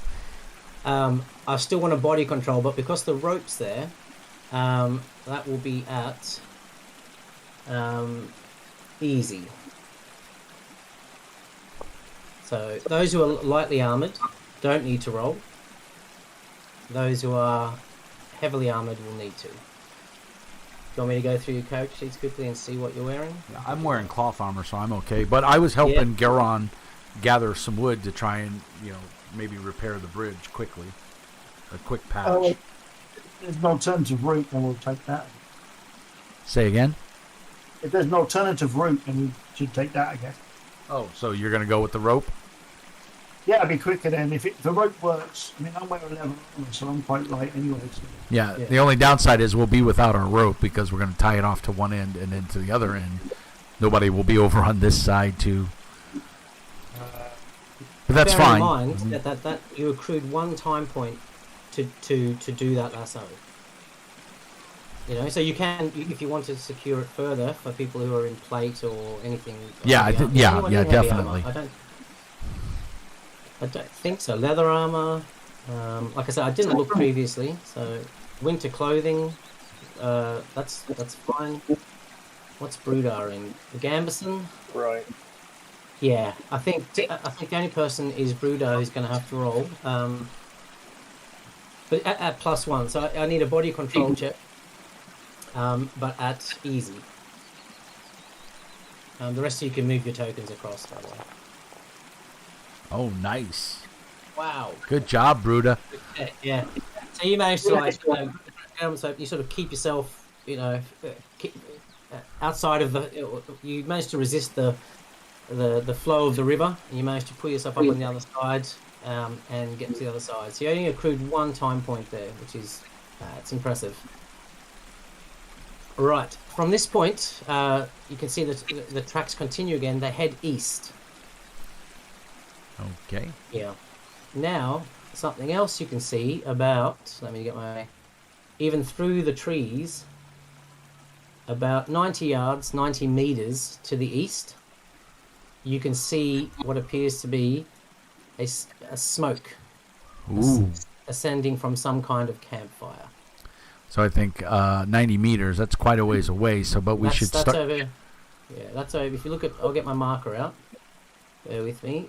If you can see if you zoom out, you can see my token. It's about here, where I'm spinning my little. Yeah, so we got a ways to go. Yeah, so you can at this point, I'll let you move your characters rather briskly, for the sake of viewers. They don't want to probably watch us moving through woods, which we would normally do if it wasn't right. If we weren't recording. Exactly. I would be okay. If you just stop there. Histamine, I think that's about there. That's fine. Sorry. If you stop there. No, that's fine. And then I will describe what you see. Yeah, if you all put yourselves around that area.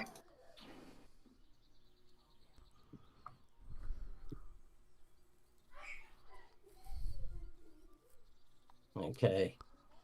Let me just grab my tokens here.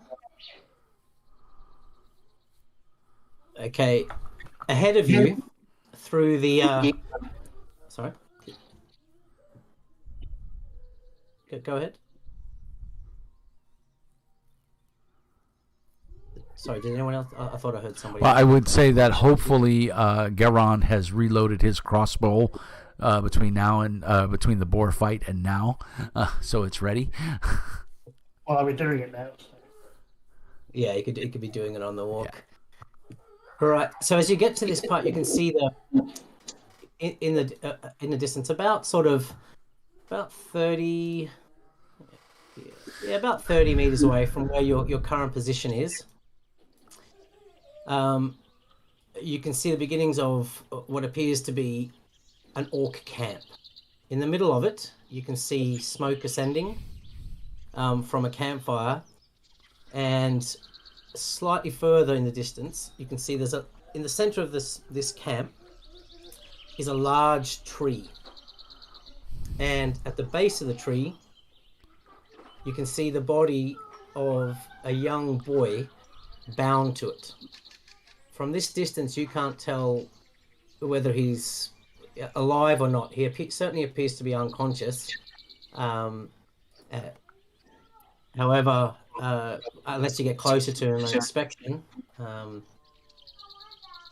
and as well as, just bear with me while I bang these guys on.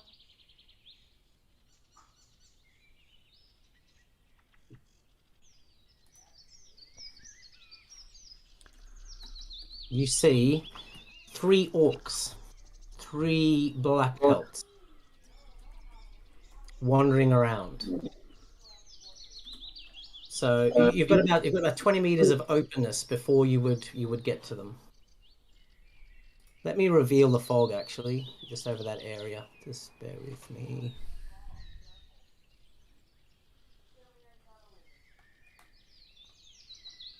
Right. Why can't I reveal that fog?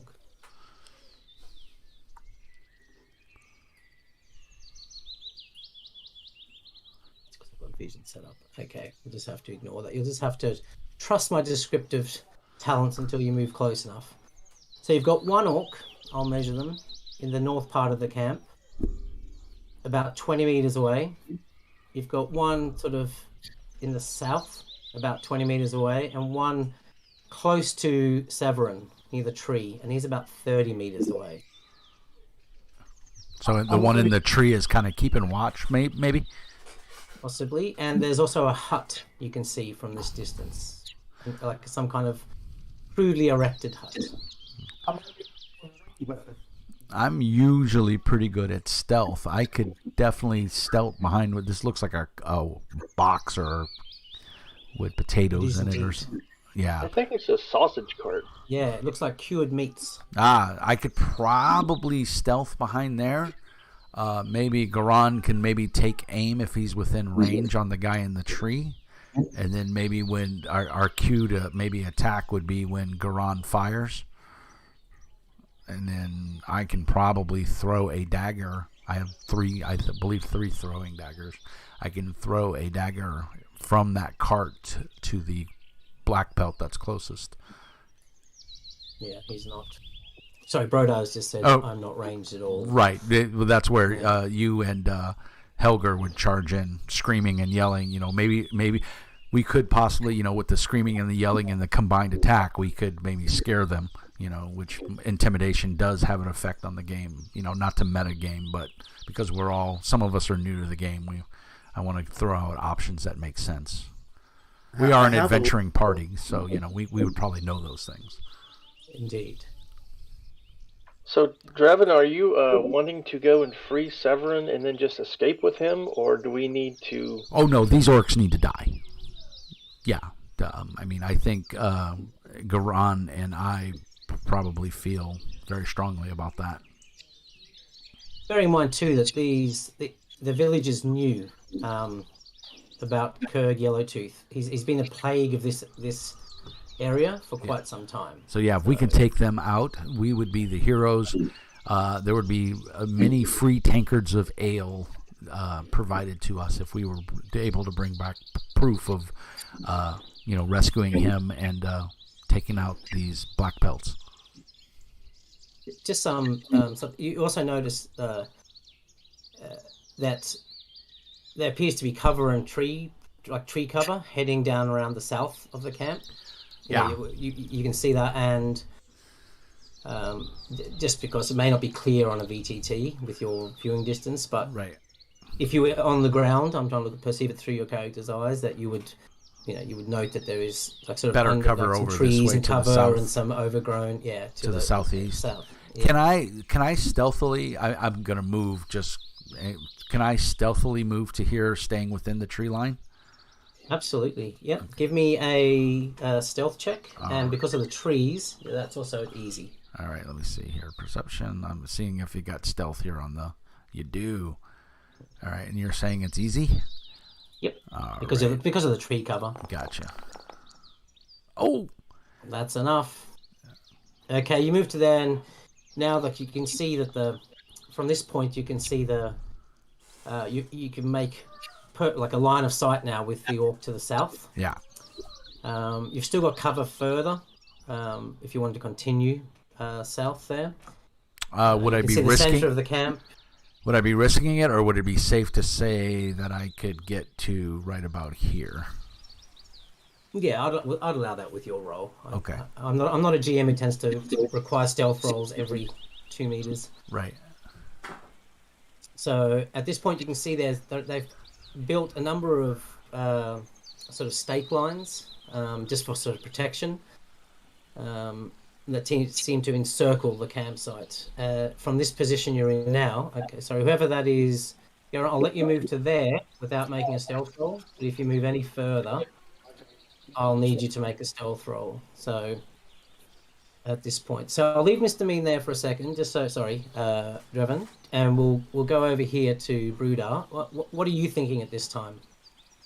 My impression is that we're going to let Draven get in place and then have some missile coverage, at least initially, from Garon. Mm-hmm. And I am to hold hands with Helgar and charge into the camp, slaying anything we come across.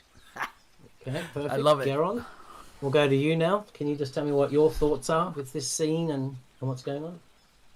I'm going to take aim and shoot at the orc near the boy. Okay. I don't know if aiming counts or anything in this, or... Off the top of my head, I honestly can't remember, but because he will be attacking from surprise, I'll give you a +2 to your roll. I take it you're going to use the cover of the rocks, so you can sort of climb up them enough so that you can sort of overlook them from a almost like sniper-like position. Yeah, basically, yes. That's Okay. the plan. Cool. Helga, what's your sort of take on this situation? I think I would just run in there and try to get their attention on me, like the other guys, so they don't gang up. Like if they don't gang up on any of us. They just focus on me, and then that gives my friends a chance to pick them off. So basically, you're going to go and sort of beating your shield effectively as you run into the clearing. Yep. Yeah, great sword, and then I like it. I like it a lot. Okay, we'll go back over here to Draven. So this is your current positioning. So you haven't scouted the entire campsite yet. You know, you can see what you can see, but obviously there's parts. You know, there's trees in the like to the east of the campsite as well.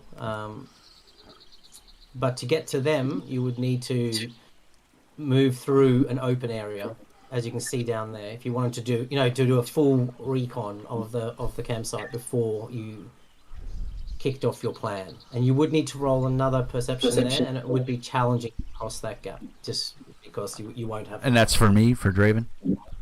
Yes, if you wanted to. You don't obviously you don't have to. If you wanted to come over here and do a full kind of recon of the. I kind of do, but for essence of time. And I mean, we kind of know where the boy is now, and we see, at least on the map, what I can see right now. I know there's 2 orcs. One's only a couple meters away from me, which I believe he would be in range. Yep. 8 yards from me. So I think I could zap him with a dagger and then rush in, hopefully. Okay. So I think we're gonna rely on the plan, at least from my point of view. If anybody else. You know, I'm assuming we're gesturing with hands and stuff like that. We've been an adventuring group for a minute, so we kind of know how we all think. I really like the idea of Garon, zapping that one in the tree with his crossbow if he has the range. And then the other 2, going in there, banging on their shields, charging in to maybe draw the attention. And then maybe... when they move to engage him, I can come up behind one and backstab him, because that's what I'm really good at. Okay, I like it. So, over to you. Who's gonna lead this ferocious? Because you'll have the ambushes, so you'll all act before them. Okay, so I'm not going to roll initiative at this point. Should I shoot first? Because if anybody rushes in, then they're all going to be moving, and then I'm going to lose whatever aim benefit I'm getting if they're all running towards. I think kind of at the same time. I think when Helger and Bruda go charging in, you let loose. So the signal will be when they hear your crossbow, twang, they start running. I'll tell you what I'm going to do just quickly. Bear with me, guys. I'm going to configure this, and I'm going to take away token vision and things like that, so that you will just see the entire opening. Because at this point, I think it's going to be more enjoyable. So I'm not sure how this will work for what you see, but can you now see the entire opening? Yeah. So there we go. Just as a rules clarification, Tohawk in the chat here has pointed out that taking aim counts as a full action, but you get a +2 to a maximum of +4. So while I'm moving through the bushes, Garon could, take basically 2 actions to aim at the whichever orc he's deciding to shoot at, thus gaining him a +4 bonus to hit. Perfect. Yeah, that makes perfect sense. They're not aware of you at this point. You haven't given your position away, so you can take the +4. Whatever the maximum is for aiming, you can definitely take it. Yeah, +4. Yep. Okay. All right, so if you just double right click on the orc so I know who you're targeting. Excellent. Okay. Yeah, let the fun and games begin. So, Garon, shoot him. There's nothing in my combat tracker at the moment. Yeah, you can do it off your No, character. you can do it with your character sheet because I haven't put you in the combat tracker yet. So my crossbow, try to I'll still get used to this combat crossbow. Right, attack.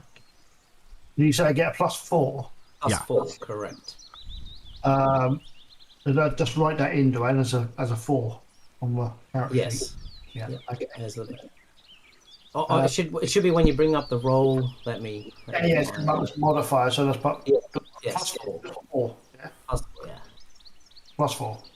Yeah. I think just So four. a point of distinction is your skills use 3d20, attack, combat, and dodge and parry all use a single d20. So that part is a little bit confusing, but once you get used to it, and again, the game is keeping track of everything for us. But yeah, you're only rolling a single d20 when you make an attack, a parry, or a dodge. So that +4 is huge. Absolutely. It's asking aim. It's giving me an aim option here. It says aim 2 actions. I wonder if that. Yes, Yes. that's exactly the same thing. It's automated. Yep. So if you You're select taking 2 actions to aim, which is going to give you a +4 bonus. that, yeah. Here we go. Here's the roll. Okay, the orc gets no reaction because it is surprised. Whoa! So you do Nice. 10 points of damage straight off the bat. Surprise. Does an amazing things, doesn't it? That's a great shot. That is. It is now. You can see the bolt lands true, and you can see like the blood seeping off the shoulder of this black pelt as it howls in pain. And when it does, I would throw a dagger at this one right here. Okay, target it and give me your roll. Oops. Combat. Hello. And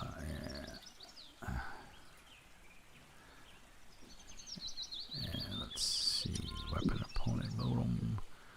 Alright, crap. Wrong. Advantageous position because I am stealth. Oh. Right. You know what? I will. Yeah, because otherwise you're going to be rolling on the botch table. Right. Oh, I don't think you tell you can. what, you can't use fate points on a botch table on, Yeah. on a critical. So I will roll on the botch table. Can you Oh, keep that, by the sorry, way? guys. Okay. Well, it's ranged combat, by the way. Yeah, I think it's because you use you use dagger in the melee, not in the range. So Oh, I told it was ranged. Did I? Well, it doesn't really give you. Do I have it marked as it's melee ranged. We didn't equip the dagger as a ranged weapon. Rats. yeah. Okay. I tell you what, because for the automation, and I don't want to go through the whole. Yeah, because it's okay. I it's all miss. Yeah, I foobarred. we'll just take it as a miss at this point. And I'm down a dagger. And you're down a dagger, if you can make note of that. For those watching, the botch table is actually really, really cool. There's 2 options in the Dark Eye. You can use a very basic botch outcome, or you can use a botch table for range melee, which are a bit more colourful, which is lovely. All right, so who's next then? So that's Yeah. for your free. So it's either Brudar or Helgar. Yeah, those were our 2 ranged combatants. So now it's as far as the movement goes, on my sheet it says a 6. So is that 6 yards or 6 spaces? Yards. That is 6 yards. However, you can use your second action to move again. So you can effectively move 12 if you wanted to. but ideally not through the spikes. Yeah, we're making noise to draw attention and charging towards the camp. Okay, Helga. Similar to Yep. I would actually get to the edge and start. Who's your champion? In a challenging way. Yes, I like Try it. to I get- like it. Right, let me add everybody to. Hang on, that didn't encircle everybody to the combat tracker. Now, if you pop out the combat tracker, you should be able to roll your initiative. Does everybody know what he means by pop out the combat tracker? You can right click on the little fist up there and it'll open a new window and you can move that to wherever it is on your screen.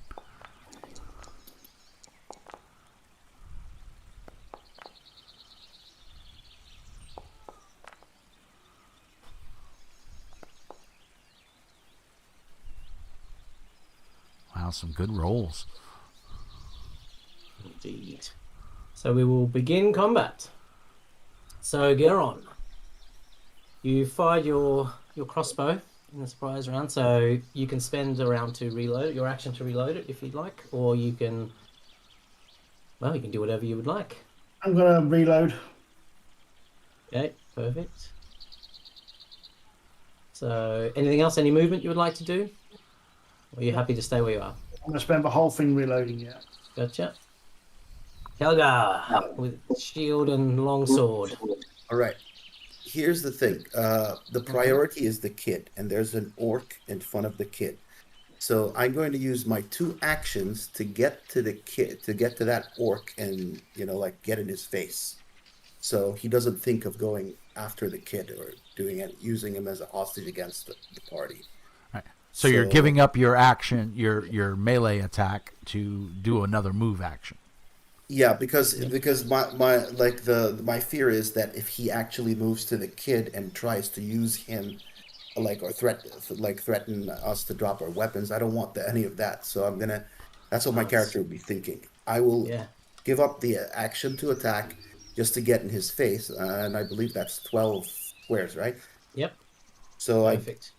I'm in his face right now. Nice. So now you've engaged him. So if he wants to do anything else, like try and grab Severin or do anything like that, you'll get an opportunity attack if he fails his body control, which also takes an action for him. He's got a choice of disengaging or. Yeah. So nice play. Yeah, that's excellent. That's where the economy comes into play, because now the orc or the black pelt has to decide, does he risk a penalty to try and grab the kid, or does he face you directly? So yeah, heroic move, sir. Huzzah! Nice, very nice. Actually, you know what? Have you used any of your fate yet? No, you haven't. No. That's fine. Yeah, you can only have 3, right? That's the max. Yeah. Well, I think you've got a limit based on. I think because some characters have 2. Oh, they've taken the quality unlucky. Oh, unless you And take so the fate. it's 3 unless you take unlucky or lucky, in which case you can have 1 less or 1 more. Is my understanding. All right. Reuben. So The Dwarven Rogue. yeah. So again, I will move to there. Yep. And I've got, I've drawn another dagger after I threw the other one, and I've got my clan dagger, or I forgot what it's called, dragon tooth, which looks like a tooth of a dragon. I believe they actually are carved dragon teeth, and I will proceed to stabby. Go for it. So, let's see, does it have the? Oh, it does have it on here. So dragon tooth. And I will give you the +2 situational here. Because advantageous position. Yeah, because this orc isn't looking at your dagger missed, and he's got someone yelling, 2 people yelling and screaming, running into the. And what's nice here, for those watching, it does have the 2 attacks on here, which is a -2. But for me to be to be behind them or whatever as a rogue, I get a +2, so it actually offsets my penalty for using 2 weapons. So I'm still at a straight roll, but I'm getting 2 attacks, which is nice. Ooh. Okay, first one is a success. So, does he even know he's been stabbed yet? No, he he knows like there's a threat, so he does get the opportunity. You know, you weren't sneaking out on him; you ran out at him. Right. But you do get advantageous position. That represents a surprise, but he is going to try and block it with his saber. Oh. And just for those following along at home, black orcs are pretty much the equivalent of us as player characters. I mean, they're not worthless. You know, they are competent. You know, because they are the big bad guys. Okay, so he turns to try at the last minute to try and sort of deflect your first strike with his saber, and misses. But he takes 2 points of damage. Okay. All right. So now, is it just a straight roll? I don't have the advantageous position, or do I still have that? No, you still have that because Okay. these your strikes are quick. You know, Right. you're not sort of So. But your second strike is Man, you've got that fate off points. that. See, I got to get another dragon tooth. All right. You've Well, also that got ends fate my points. turn. You've got fate points, I believe you can use on that. Oh. Well, I mean, this is the last battle of the of the. I so will. if you want, I will fate point it.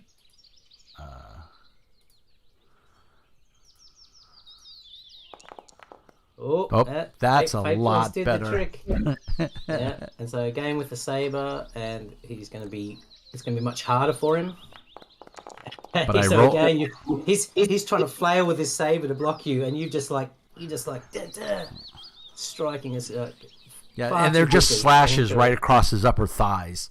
You know, because Yeah. black orcs are actually pretty tall, and I'm like barely 5'6". I think I said I was. So yeah, the daggers are turned backwards. You know, following along my forearm, and I'm just slashing right across it, right above his kneecaps, just to make him bleed. Very good, I like it. And my turn is over. Yeah. That's your turn. Yep. So now, okay. So this orc here is going to. Let me just check his move.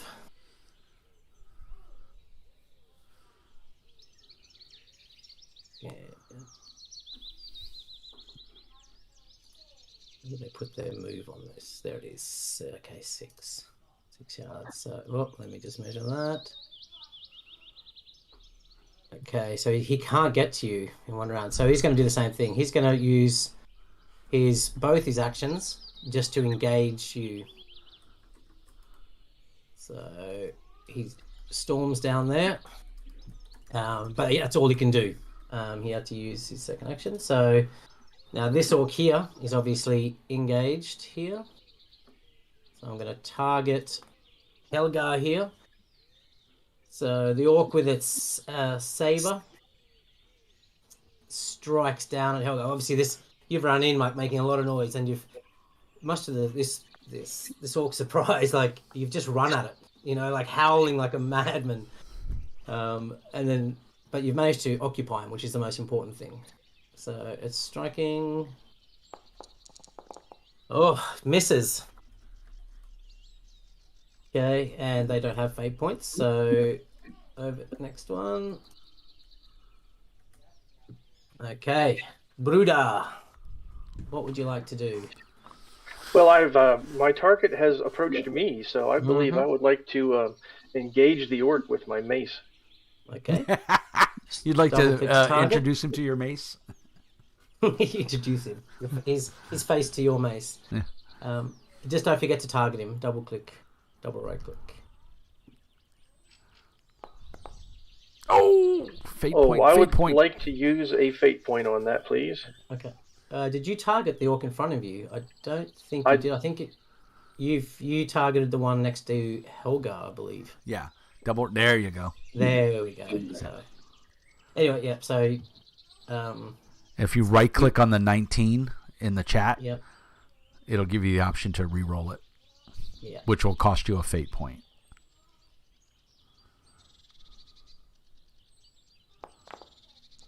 Oh,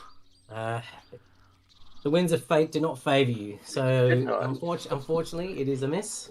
And we will move on to the orc that is now engaged with the dwarven rogue Dreven. So, just going to target you. Same thing, saber here. Now he's obviously got some modifiers. He seems to be attacking two people. Why is that the case? Bear with me. I know why. There we go. Now it's the correct person. Okay, that's a miss as well. Yeah. And just for those following at home, there are, as your character progresses, you get what's called adventure points, I believe it is, Yes. yeah, and that's how you level up your character. You spend points, and you can get like feats and talents. So there's even one that, like in this case, where I'm playing a rogue, a thief type character. If he would have swung at me and miss at higher levels, I can get an ability where I can counterattack, and I have the option. If he would have hit me, I could try to parry or dodge. You get a choice. You have to be skilled in it, but you can always dodge, but you have to. I believe you have to be skilled in parry, if I remember correctly. Yeah, and the other beauty is that you don't have to wait for a milestone, so to speak. To Right? level up. Yeah, you can. Once you've accrued enough AP, you can just spend improve it. your skills. As you go, which is really nice because your character's kind of always improving, which is nice. Yeah. There's no levels per se. It's not a level-based game. All right, Garon, you have now got your Get him. crossbow. So, but with your positioning here. Sorry, Yeah. continue. I didn't say anything. Okay, sorry, there's a bit of an echo, so sometimes I think it's somebody talking. You can target either of the orcs that are engaged with Helga or Driven without penalty, because of the location. But if you want to target the orc that's engaged with Brudar, there would be modifications to that, because obviously your compatriot is between yourself and the target. I'm going to continue targeting the one I struck first because the boy's tantamount does. You need to save him more than anything. Yeah, perfect. I aim at the one I aimed at before. Do I get any bonuses or anything like that? Because I'm still, in theory, I'm still in cover, aren't I? But they're not aware of me. So.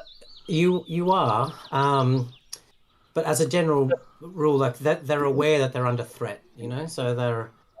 Actually, you know what? He is engaged with Helga, so I'm going to make a call on this. It may not be by the book, and I will give you advantageous position. That so works. you can get a plus 2. Plus 2. Okay. Would that be equivalent of aiming once for one action? Yeah, it would be exactly the same as aiming. Oh, that's quite One nice. round. Yep, perfect. Okay, so I make my attack. Nice. That is a success. This time it gets the opportunity to dodge, though. So, but you can see, I can see you can't. But because of you using a crossbow, it has a -4 to its dodge, because crossbows are very difficult. Hard to dodge bullets. Oh, Exactly. excellent. Whoa. Again, Garon with the high damage. Okay. Yeah, like that is a solid strike right in the sort of the lower abdomen of the orc, and you can see now it's like there's blood coming out of 2 wounds because of your quarrels, and it's going to be struggling. And if he wanted to be viciously cruel, he could actually roll on the botch table, because he did fail his dodge test. And it's wonderful things like he could fall prone, he could drop his weapon, he could actually take more damage. There we Stumbles go. and suffers a penalty. Stumbles and suffers a penalty of 2 on their next action. So you're both not, you in his abdomen. He's like, the shock of it makes him sort of stumble to his knees. So it'll be a penalty of 2 on their next action. Nice. Sorry, thank you for that, Mr. Mean. I was too no busy worries. narrating to You're actually doing a go great to the job, watch sir. table.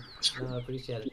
I'm going to basically drop my bow and draw my sword. That's what I'm going to do. Okay. Is it my turn? It is. It's Helga, All the right.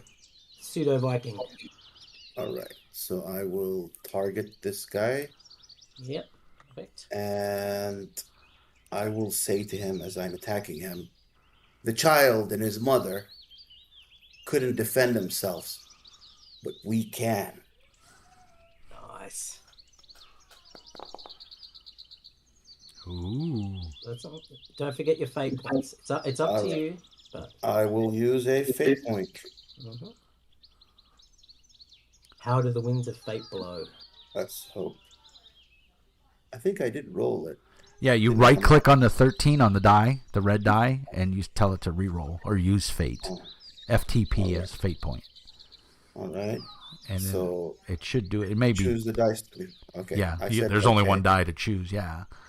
I pressed the okay, but it didn't. It may take a moment to catch up. Yeah, it may take a moment. I think that's what happened last time. It sort of. Well, Nasser's across the great big blue sea over there in Bahrain, so. And you're in Scotland, you know. So. Thank God for high-speed internet. Yeah, I'm still not seeing that come through. Nasser, you might want to hit an F5 on your keyboard. Yeah. And refresh your browser. You might just be lagging. Yeah, function F5 on your keyboard. Right. Yeah, it'll bump you out of the game, but you should be able to come right back in.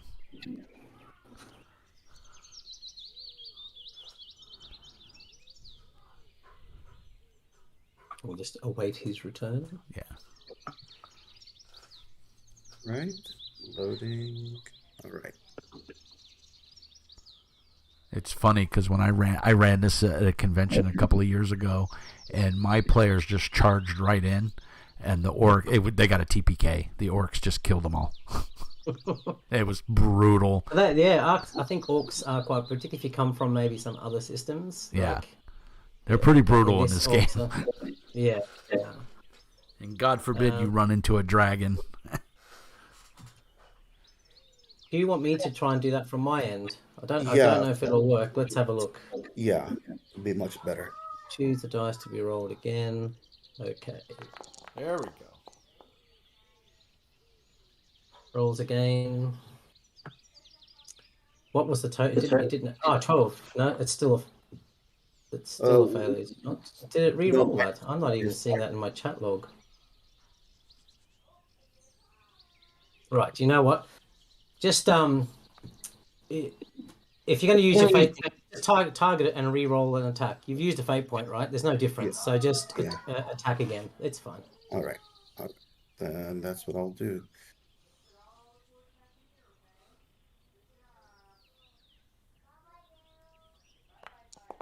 Okay. So your fate. This is the outcome of your fate point spend theoretically.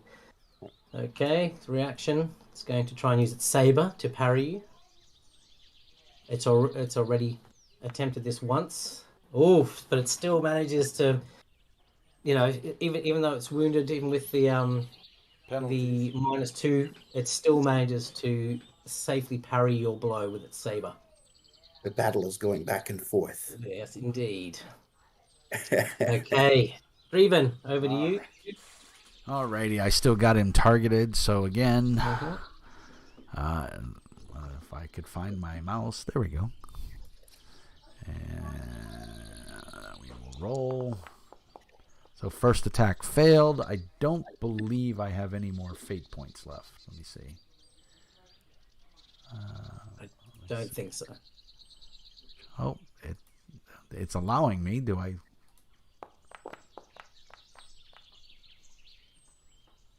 Well, yeah, that must have been your last. I think that was my last one, but it appears is that a success? It's a hit. Yeah, it's a hit. That's a hit.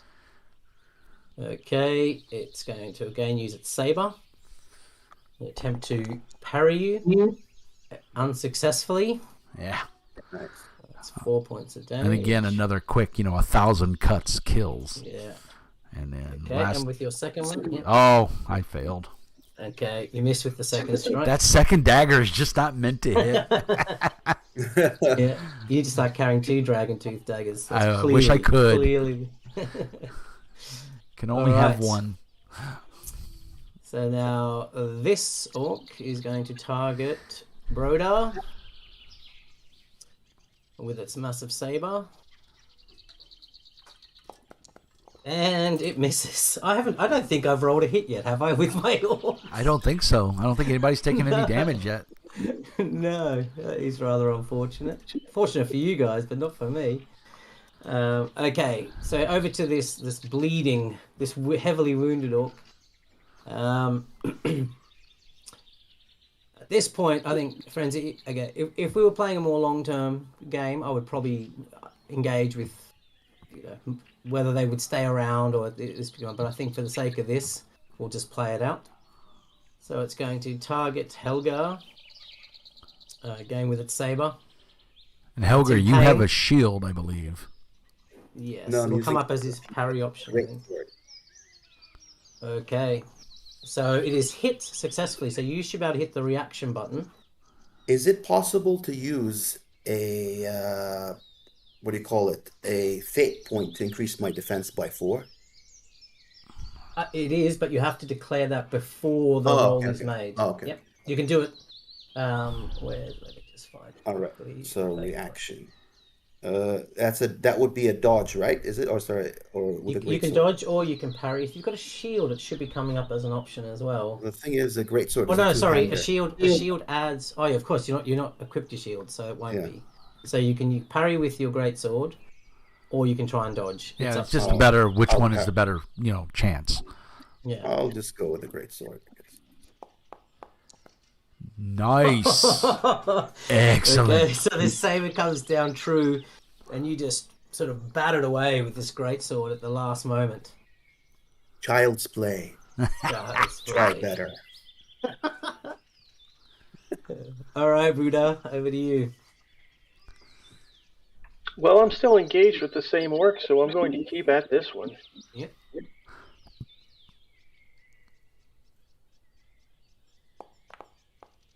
Ooh. You guys do not miss, and I cannot hit. Like, I call this a great Okay. game. yeah, it is. And it fails to parry you. It takes 11 points of Nice. damage. Wow. We are hitting hard today, aren't we? Yes, very much so. The mean squad. Okay, and that brings us to the orc engaged with Raven. So let me target you, sir, with the saber.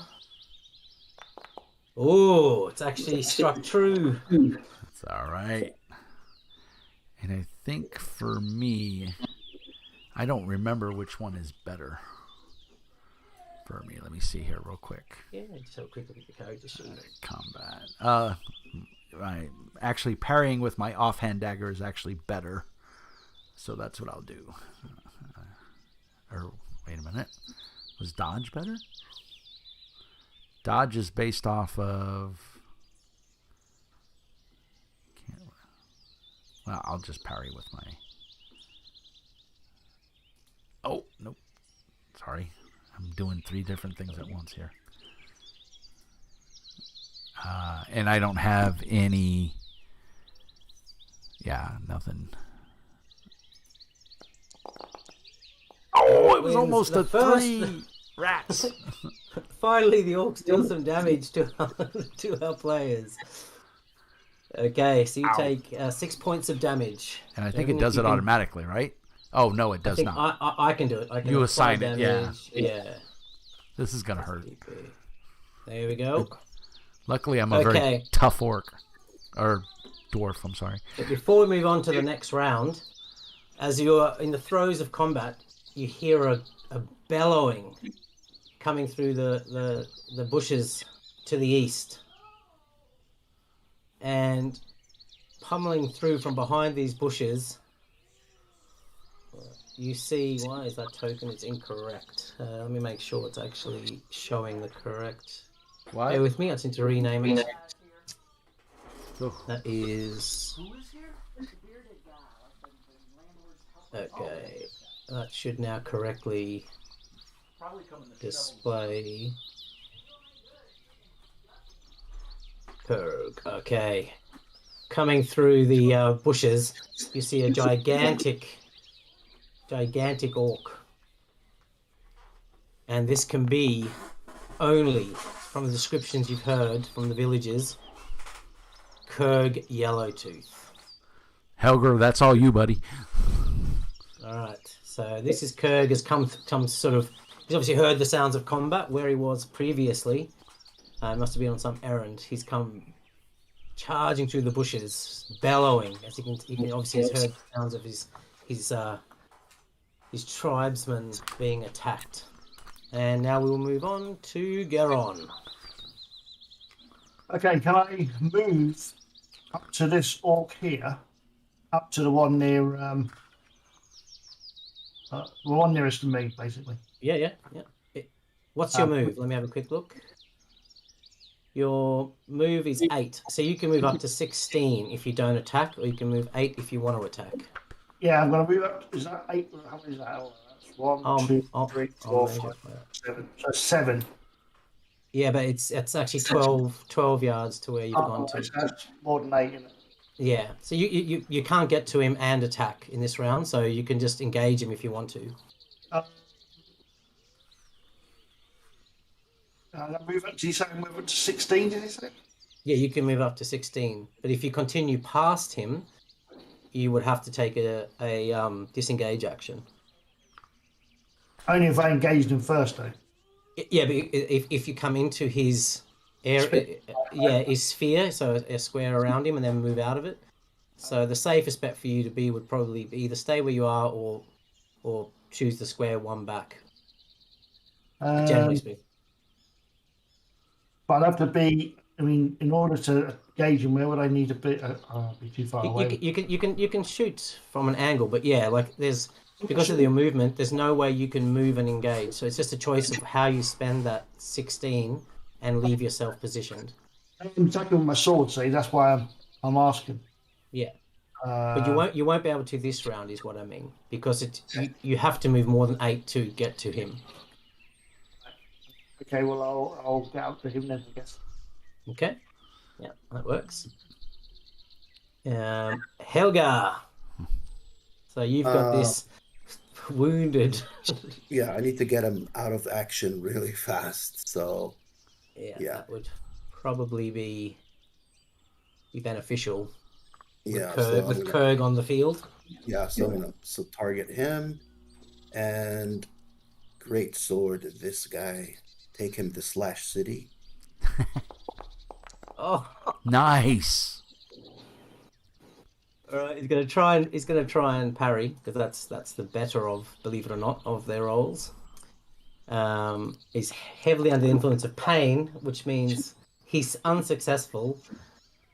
14 points of damage. Yeah, Holy. yeah. Do you want to narrate how that ends for that particular orc? As I've seen the yellow tooth coming over, right? Yeah. You would have heard him. He was like he wasn't being discreet. So I will slash cut this orc's head as it rolls down. Look at him, and I say, "Yellow tooth, you're next." Nice. And do I have movement? Yeah. I would like to move and cut him, like stay in between him and the child. Yeah. So, your move is so 7. Here. 7. So can I move here? Yeah. That's fine. All right. So that's where I want to be. Okay, I'm just going to delete that orc from the battlefield for clarity. Okay. Nice. Now we are off to Dreven. So clearly you've got Kurg's attention. Sorry, I should have said Helga. Like with your taunting and your screaming, he's just seen you lay waste to. He's obviously not aware that 2 quarrels had done their work beforehand. So he just thinks that you've just, beaten and destroyed one of his companions. So he's going to focus on you. Dreven. All right. So I got to be whittling this guy down to nothing. So again, yes, finally. Okay, he's going to try and hurry. Oh, he successfully. Oh my goodness, man! This is just not fair. At this point, I see it almost like a fluke. Like this orc is so frustrated. It's just waving its saber around wildly. Right. So I come overhand with my dragon's tooth, and he blocks it with his saber. And as I look him in his beady yellow eyes, I just thrust up with the other dagger, hopefully to hit. Of course not. His wild defensive flailing of his saber also. At least I'm keeping him tied up. Indeed. All right, so we're over here. So I think this orc's going to stay focused on Brodar at this point. That was the initial challenge. It's kind of taken this as obviously it's conscious of the additional threat that's appeared. However, it's going to proceed and miss. So my dice rolling luck continues, and we'll move over to Bruno. Hopefully this miss that the orc just performed on me will give me an opening, and I'm going to try to hit it with my mace yet again. Do you have any special, any of your characters, I think some of them have maneuvers and things they can use. Yes, I used one on my last attack for extra damage. Nice, okay, good.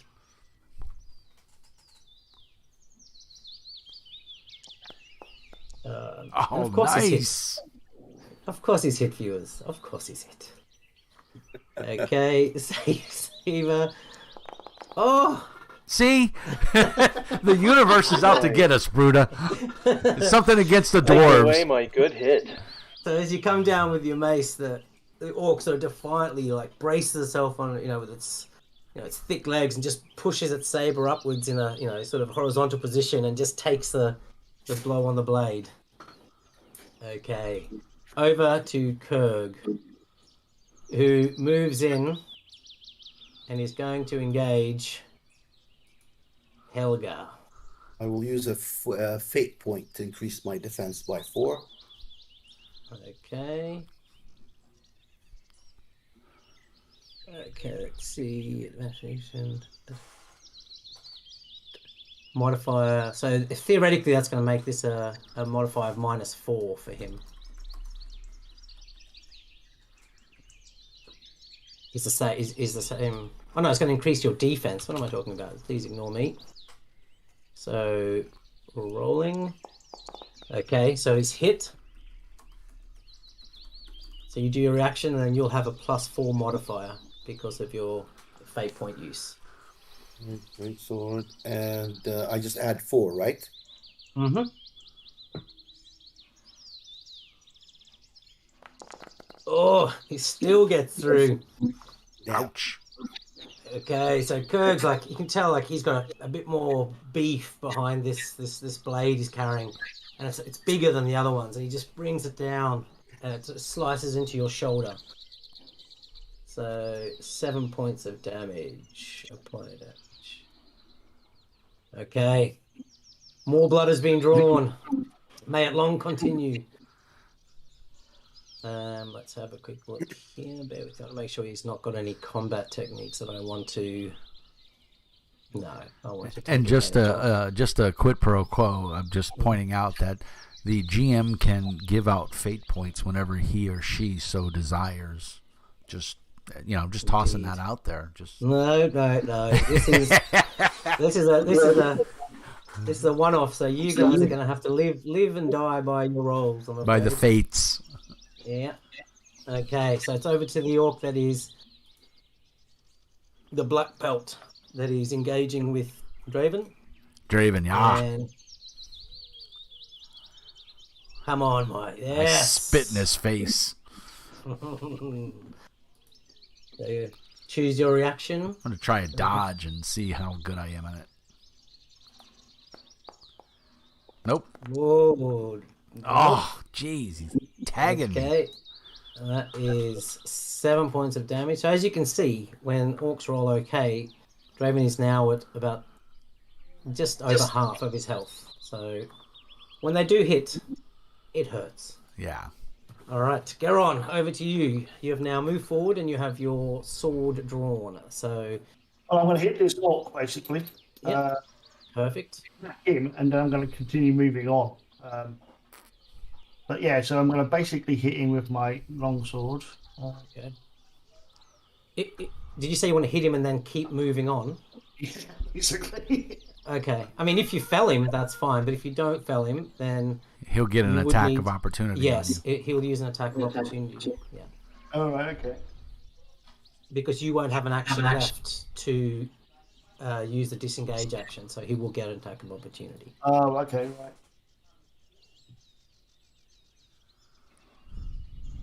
But you never know. You might be able to fell him with one amazing strike. Okay. Here we go. Nice. Yes. That is a hit. Okay, trying to parry it and is unsuccessful.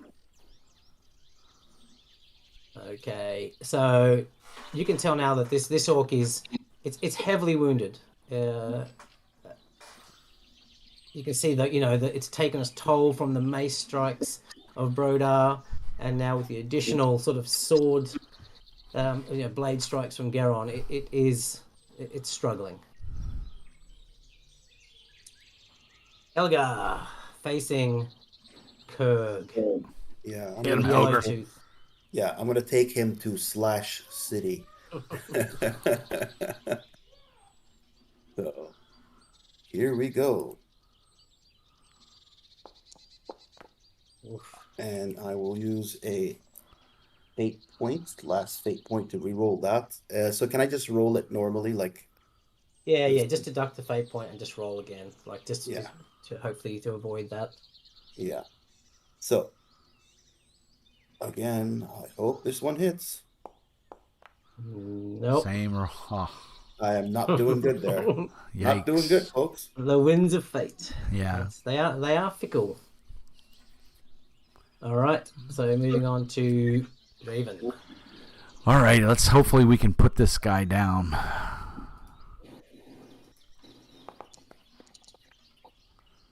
Okay. The just so you know, the black pelt you're engaged with it's still looking relatively hearty. Just for the record. I'm trying to fix that.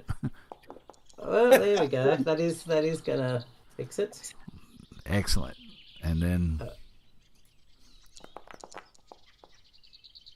Oh, another one. so does the one Unconfirmed critical success. Half the target's defense stat against this. So that basically, when you roll a crit, you've got to confirm it. I mean, in the dark eye, and if you Right. confirm it, you roll again, which is the 19, right? yes. Which means it's not a critical, it's just a normal hit, right? Yes, but because it was a critical but unconfirmed, it sounds complicated, but it's not. You halve the target's defense stat. So, in this, like he blocks. Where is it here? So his defense stat is. Finally, this is the second dagger, by the way. It Finally. finally hit. Finally, right? There you go. Yeah. That is a hit. Okay, you're whittling him down. That's for sure. The daggers aren't as brutal looking as the long swords and the mace, but they Yeah, do he's their bleeding job. though. He's bleeding. That's what counts. Oh, he's definitely bleeding. Okay. Oh, my turn's over. Yeah. Sorry, I can go back? Did you have anything else you want? No, sir. I'm done. No. Okay, perfect. All right. So I'm going to roll a d4 here because obviously this orc's 1, 2, it's Rudar, and 3, 4, it's Geron. Okay, it is Geron. It's going to use its saber, and it misses. Yay. Unsurprisingly, with my rolls. Starting to think the game doesn't like me. Rudar, over to you. Well, we still have this persistent orc here, don't we? Mm-hmm.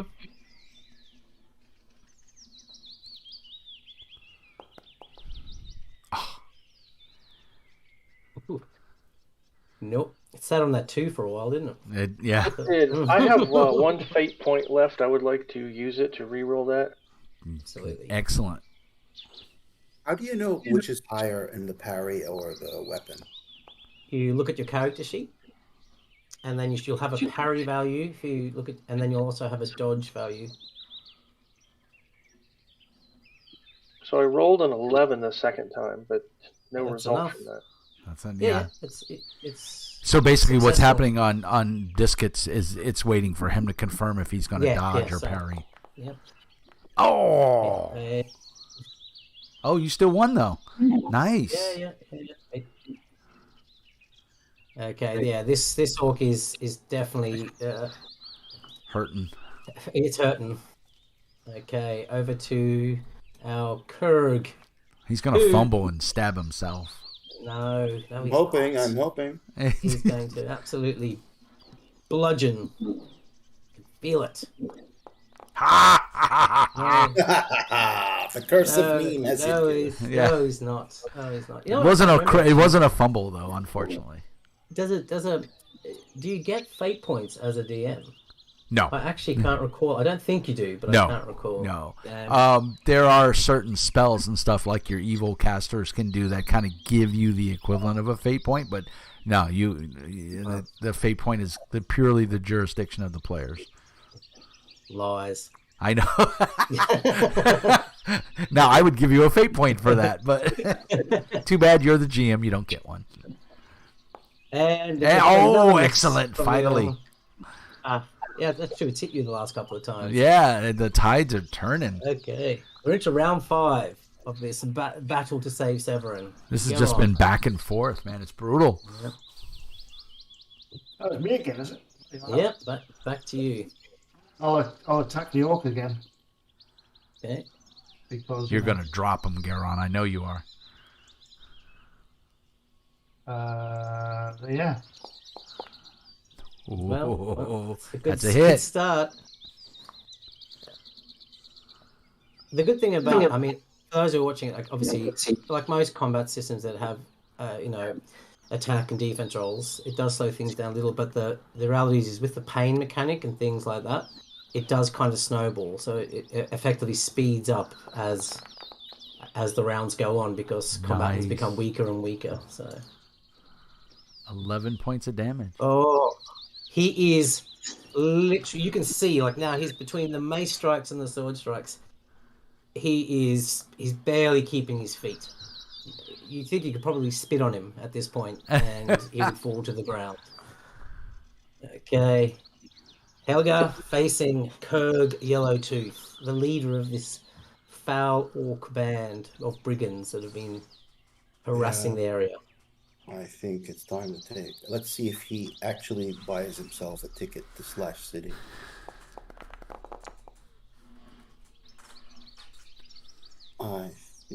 I think you didn't target Kurg.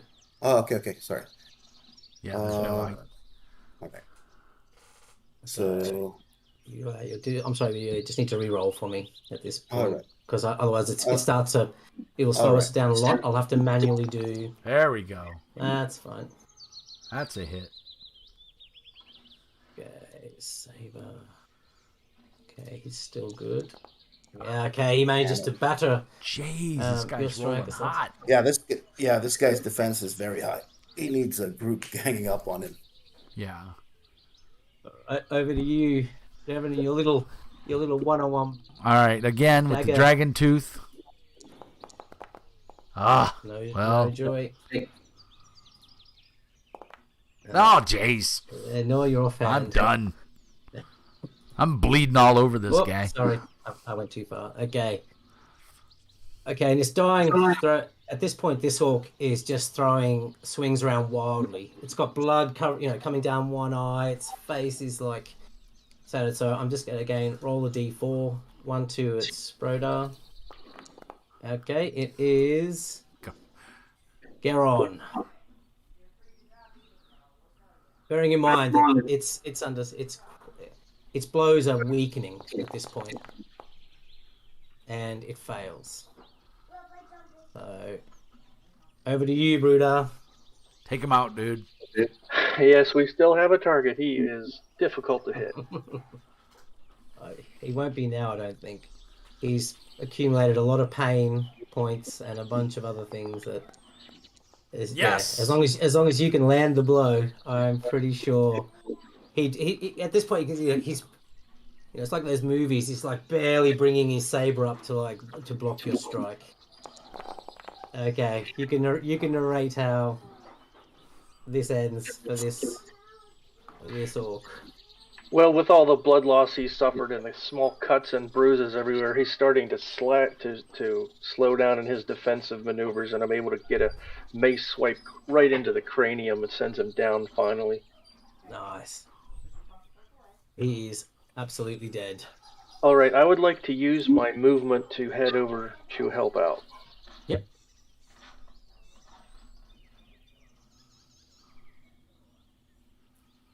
All right, thank you. Yeah, no problem. Okay, Kurg, trying to beat down on.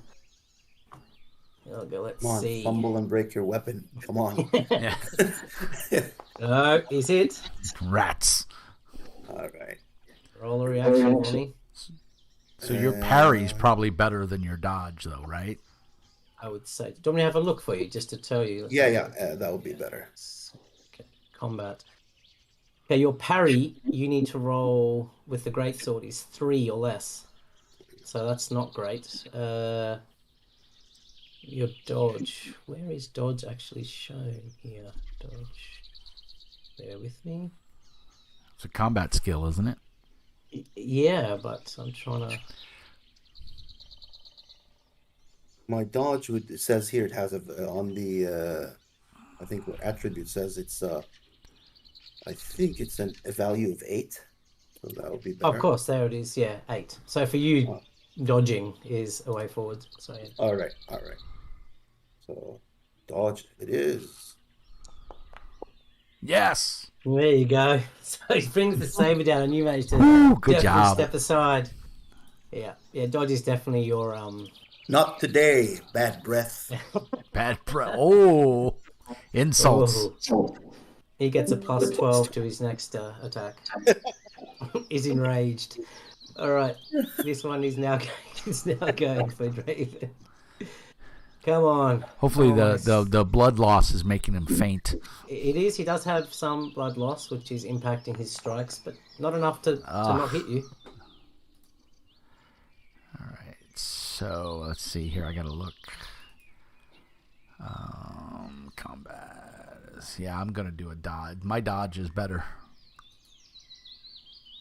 but that -1 pain makes it the same. Oh, but I did it! Ha ha! I'm starting to genuinely think that he's got Mr. Mean streaming like or something going on. The whole group. I'll take it. It was that spit in his eye that threw off his aim. Yeah, absolutely. All right, Garon, over to you. I reached the boy from where I am. Let me measure. 16 is your move. No, he's 20 yards away. You can get to here. Oh, okay. Well, I'm going to get as close as I can then. Yep. Okay. Over to Helga. And this epic battle between Kurg. I think I need okay, so is he targeted? Yes. Yes. All right. So here we go. The Thurwaller versus do you have any fate points left? I have used up all my fate points. Okay, then we will move on. All right. Over to. This is playing out like in a movie, you know, like the daggers, little cuts here and there, and they're slowly wearing down this massive. Oh, I hit. Okay. This is with the little dagger. Yeah, I'm gonna try a dodge, just to mix it up. And that didn't play out as well as I would hoped. Apparently, orcs aren't as nimble as I thought. He's got to be hurting by now. Yeah, he's definitely he's bleeding heavily, but he's still got a bit of fight left in him. And I'm like, just won't you die?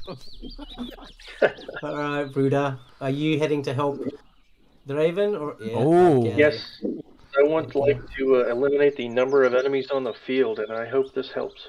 Okay, yes. You can take a +2 advantageous position to this attack. Because this orc has been so laser focused on this engagement with the Dwarven Rogue that just make sure you target. Yeah.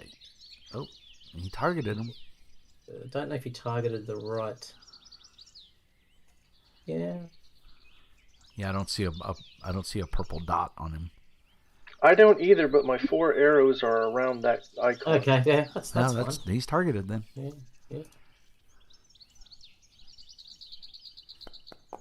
Yep.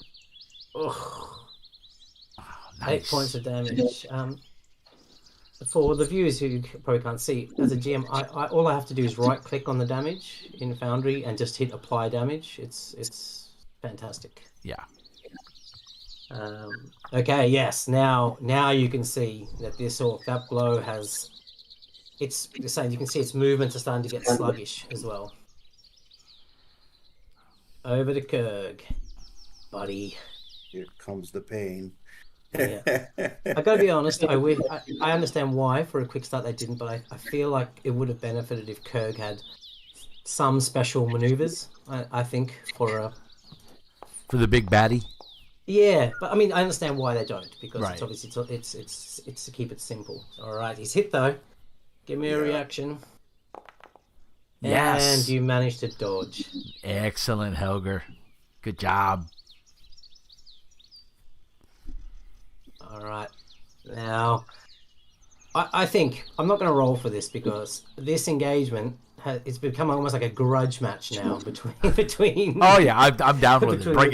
Bring it. Yeah, he's like I'm breathing heavy. I got my 2 daggers. I'm like, it's you or me, and I think it's gonna be you. It's like he knows he's just got pounded from behind, but he just has to go. Oh, and he's hit. Oh. Hell, going with the dodge. Nope. Oh, he hits. He's hit. Oh, that's gonna hurt. Oh, That's 7 gonna points leave of a damage. mark. All right, so okay. I'm down to half hit points. Ugh. All right, Garon. What's your plan of action here? Go to the boy. I'm going to basically get some of them mushrooms and healing herbs I've managed to dig up and get them into the boy, basically, to heal him up. Yep, perfect. Best I can. And then I'm off to kill some more orcs because nobody else seems to be doing it. Oh, You keep doing Wow. these really wonderful role-playing things, and I want to award you a fate point, but you haven't used any yet. All right.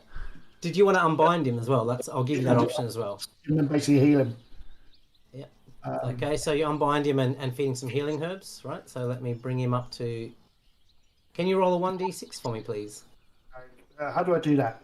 Just in the bottom, you should see like dice icons. In the chat. And in chat, and I'll just add it manually. Oh, no. Okay, hold on. Sorry.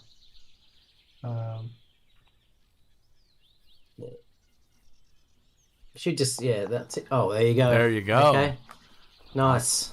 Okay, so you feed him some of the healing herbs, and you can see, almost immediately, like he regains a bit of consciousness, like he's been thrown around like a rag doll, for the entire journey here. It hasn't been given any food, so the effects of it are immediately visible to you. Nice. Okay, Helga. Come on, buddy. Okay. Killing This blow. guy making sure he's targeted. Yep. Yep. All right. Natural 1. Come on, you got this. Ooh, that's good. That's a hit. Yeah. Oh, he's failed the block, and that's 9 points of damage. That's gotta leave a mark. Yeah, he's a burly orc, let's just say, but it's definitely struck true. And then when I slash him, I'm like, ha! Give him like that madman laugh. You can see like he's infuriated by the fact that you struck a blow. He considers himself quite an elite black belt, but being struck down or being struck by a Thorwaller is really just an insult to him. Okay, move on here. All right, over to you, Donovan. I'll give you a bonus here because he's also conscious of the fact that there's someone behind him, so you can have a position of advantage. Okay. +2. Oh. All right. Well, the dagger comes in. Ooh, there we go. It's interesting. Why is your first attack at -4, Because I'm wounded. but your second one was only at -2? It doesn't matter. We'll look that up later. Okay.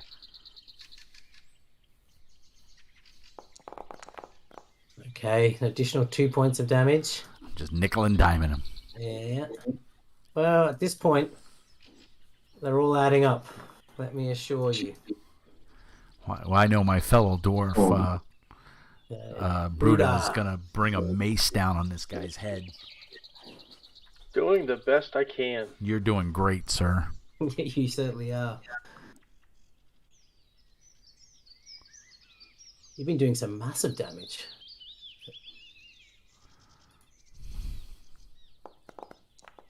Okay. And I don't believe you have any fate points left, do you? I do not know. Okay, so moving over to Kurg. Who's attacking with his saber? Yep. Nice. Almost a critical failure. Almost. Exactly. All right. Kurg's raging now. Like, he's so infuriated. He's used to dominating people. And for some reason, he just can't land a blow on you. This orc will continue its duel. Yeah, it's grudge match at this point. With Draven and misses. I've taken your best and you can't do it. You're a loser. Just for those viewing, ordinarily as a GM, at this point, I generally don't make my adversaries fight to the death. But as this is a one shot and we don't know, what the future holds, we're just going to play it out. Yeah. And typically, black orcs do fight to the death. Yes, absolutely. Especially if their leader is still up. Yeah. They're die hard. All right, Garon, what do you want to do here? Do you want to? I've healed the boy up, and he sees me in a good place. So I'm going to go over to. What that will do is a forceful blow. Your attack suffers a penalty of 2. Add 2 to your attack roll, but if you hit, you add 2 points of damage to your roll. Yeah, that's what I'm looking at. Oh yeah, okay. Yeah, I can just. I don't know. Anyway, I'll just roll this attack and see what happens. Here we go. You've hit. Oh, nice. Okay, he's going to try and block it with his saber. Oh, and you've won. Now, did it add the forceful blow damage to it automatically? I did, I think, because he rolled a 2 on his dice. Ah. Yeah, because we don't see what he rolled. Yeah. So. Okay, that's a strong blow. That's a strong blow. He's still looking good. Like he's not going down anytime soon, but it's certainly left a mark. Helga? Is it possible to maneuver on to flank him? Yeah, as long as you stay. This is my understanding. As long as I'm going to rule it. As long as you stay within his melee, that's just you sort of jockeying for position. It's only if you try and disengage that you need to. So if I'm let's say moving here, for example, if I move here, will that be considered a flank? Yeah. All right. Yeah, I'll give you that. Like again, I will need to look up the intricacies of that, but my understanding is that as long as you don't break, you're not trying to disengage from the combat, you can reposition around a combatant. Yeah. All right. So I will attack him now, I guess. And targeting. Get him. And hopefully, what does that give me? A type of bonus? Yeah, you get +2. I get a +2 for the modifier, right? Mm-hmm. All right.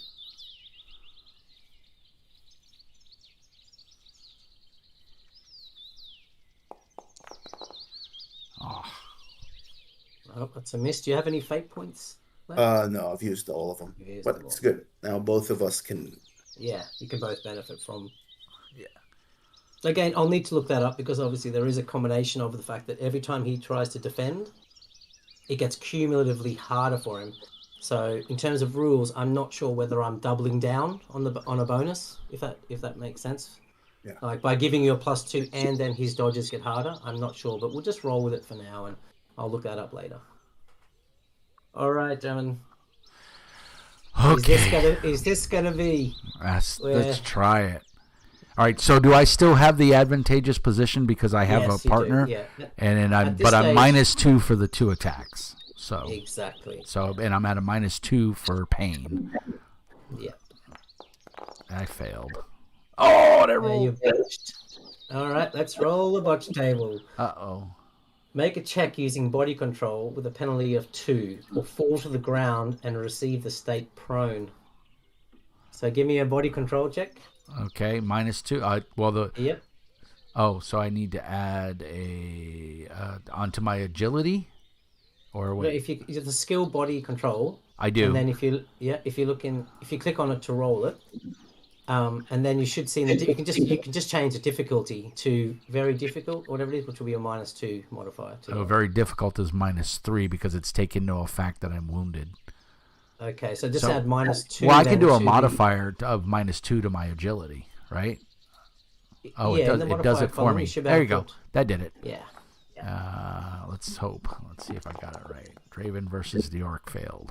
I suck. It's fine. It's a failure. So you are prone. Yeah, and I lose my other attack. Yes, you do. All right, Bruda, take care of him for me. I've softened him up for you. I was hoping this 2-on-1 would be a little easier. You think I wasn't? You got it, man. He didn't miss. Okay. Ugh. Did you add the +2 at this point because we're being consistent for the advantageous position? I do not believe I did. Okay, so I'm going to make your roll. I should be able to manually change that, I believe. Modifiers, false or blow. Well, what you could do is just the modifier there. You can hit the plus sign, I believe. No, that just expands it. It doesn't let me. Oh, it doesn't let you do anything? I think there is a way to activate that, but again, yeah, just re-roll it because a +2 would have made that as. What's your attack ability? Your Mace Attack? I believe it's 11. So it would have been a hit. So just roll an attack again until you get a hit, just for the sake of. Well, that's terrible. No, roll again until you get a hit because that should have been a hit, your initial one. Yeah, there we go. Just to speed, so the reaction things and all. Yeah, trigger. Okay. Whoa. Okay, it's missed for this block, which at this point it's moving so sluggishly. That's 9 points of damage. So, narrate away. You have absolutely destroyed this orc. Well, this black pelt's got his eyes were focused on Devin because of his intense hatred for him since he's been stabbed so many times. So we pretty much get an unblocked shot to the back of the head with the mace to send him down. Yeah. You can see from your perspective, Devin, like you're fallen on the ground prone, you're looking up, and it's still this fearsome, this orc, right? And then all of a sudden you just see its eyes just like, cross. And then it just slowly sort of collapses in front of you, and you can see the whole back of its skull is just collapsed. It literally falls on top of me, and now I'm trapped. Yeah. I'm like, like the whole Lord of the Rings where the warg falls on Gimli. Yeah, I like it. Okay, anything else, Buddha, you want to do? You've moved already, yeah. Yeah, I moved towards the other combatants. The other one. Okay. Now it's Kurg. Right. Again, he's in a battle frenzy, so I'm going to roll 1 or 2. It's Geron. 3 or 4. It's Helga. It is Geron. I'm pretty sure every time I've rolled a D4, Geron, to decide who the target was, it's been you. Yeah, I mean that. Okay. Oh, he's hit. He's hit with his saber. Give me a reaction. Okay.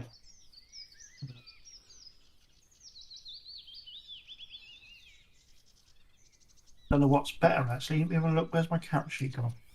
Well, it won't be on your character sheet. It should be in the chat log there. You should have a big red button that says reaction. No, I think it means whether his dodge or parry is better. I'll have a look there. Oh, your dodge is 7, and your parry is 7. It's equal for you at this point in your character's development.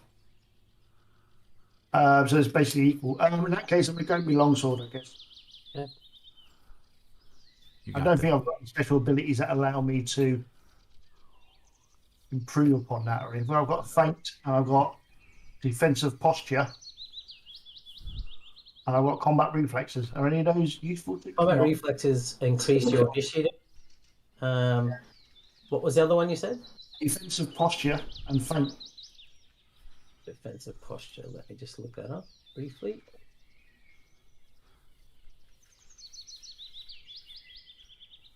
Defensive posture. I know feint is for combat. There it is. It's for attacking. You make a feint, and if you succeed, then They get a minus on their attack. Yeah. Yeah, defensive posture is the one where it's not going to help in this situation. Okay, in that case, that's my longsword then. Okay. So let's use that. Don't get any benefits that I know of. Oh. Yeah, but he only hits you for 2 points. Yeah, that's because I think Geron wears a gambeson, doesn't he? No leather armor. Okay. No, just leather. Yeah. Light leather armor I've got. That's all I'm wearing. All right, so the first damage has been done to Geron. Okay. All right, Geron, over to you. Return the favor. I feel like this is going to be a bit of a snowball effect on poor Kirk here. Yeah, so I'm going to hit him. Strangely enough. Here we go. Yeah. Yeah, we don't have a crit yet, have we? No, not on our hits. Well, I did. I had a crit on my dagger.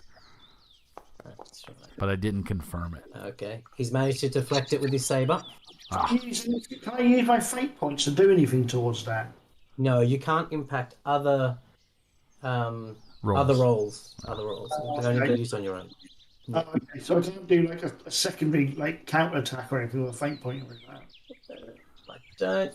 I don't No, so. no, not a counterattack. You have your feint ability, your perk that you could use, but that would just reduce his attack on you. The other thing that you can do is you could declare that you're spending a fate point to increase your defense in case he tries to hit you next turn. And you can also use it to reroll damage. And I'm not sure if you said that, if you needed to. Yeah. All right. So he's blocked you. We'll move on to Helga. All right, Helga. Don't forget to add your +2 at the moment to hit. All right. He's targeted, right? Yep. If I'm not mistaken. All right. When you go to roll your attack, you should see his image in the top right of the roll box. Yep, that's a hit. Nice. Oh. Tell you what, some of those beastly. Okay, Kurg there's blood now flowing from numerous wounds. Another couple of concerted blows, and you will have rid the realmwood of this foul brigand. Your head will make a nice trophy. All right, Dreven, over to you. All right, so I'm going to extricate myself from the black pelt that's laying on me. I kick him in the gonads as I get up, and then I spit on him, and then I think my movement is 6. Yeah. Yep. Wait. 1, 2, 3, 4, 5, 6. Is that right? That's a double move to get there. Oh, but okay. Obviously, you can't occupy the same square as him. Yeah. Oh, see, on my map, I still show him up there. But I think that'll get me to there, and that will end my turn. Okay. I'm coming to do some backstabs. That's what I'm good at.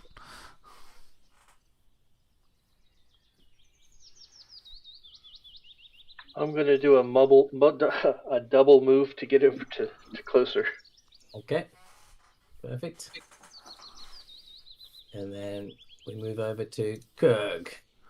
Okay. Again, I'm just going to roll the d4 because at the moment he's just swinging anywhere around him. So he's switched target to Helga using his saber. At this point, again, his blows are slowing down because of the wounds he's got, and blood is flowing from many of them. All right, Geron, do it, buddy. Drop this dude. So can I use a fate point to do anything for my attack? Can I improve anything, or can I use anything to improve anything? Or you can use your feint. If you miss on your attack, so if you miss your fate point, is that what you asked? If your fate point, what you can use it on? Yeah. Anything to improve? You can't do it in advance. You can re-roll your attack roll by using one. If you don't like it, you can re-roll your damage after you've rolled it, or you can add to your defense for the round. Okay. Well, I'm going to use one to add to my defense anyway because I haven't used any, so I may as well. Yep. Attack him. So I will just attack him with my long sword of longness. Oh, you've hit. Oh, That's a excellent. hit. I would roll 3 on my hits. I seem to be rolling 3 a lot. Yep. Yeah, Ooh, Oh. nice.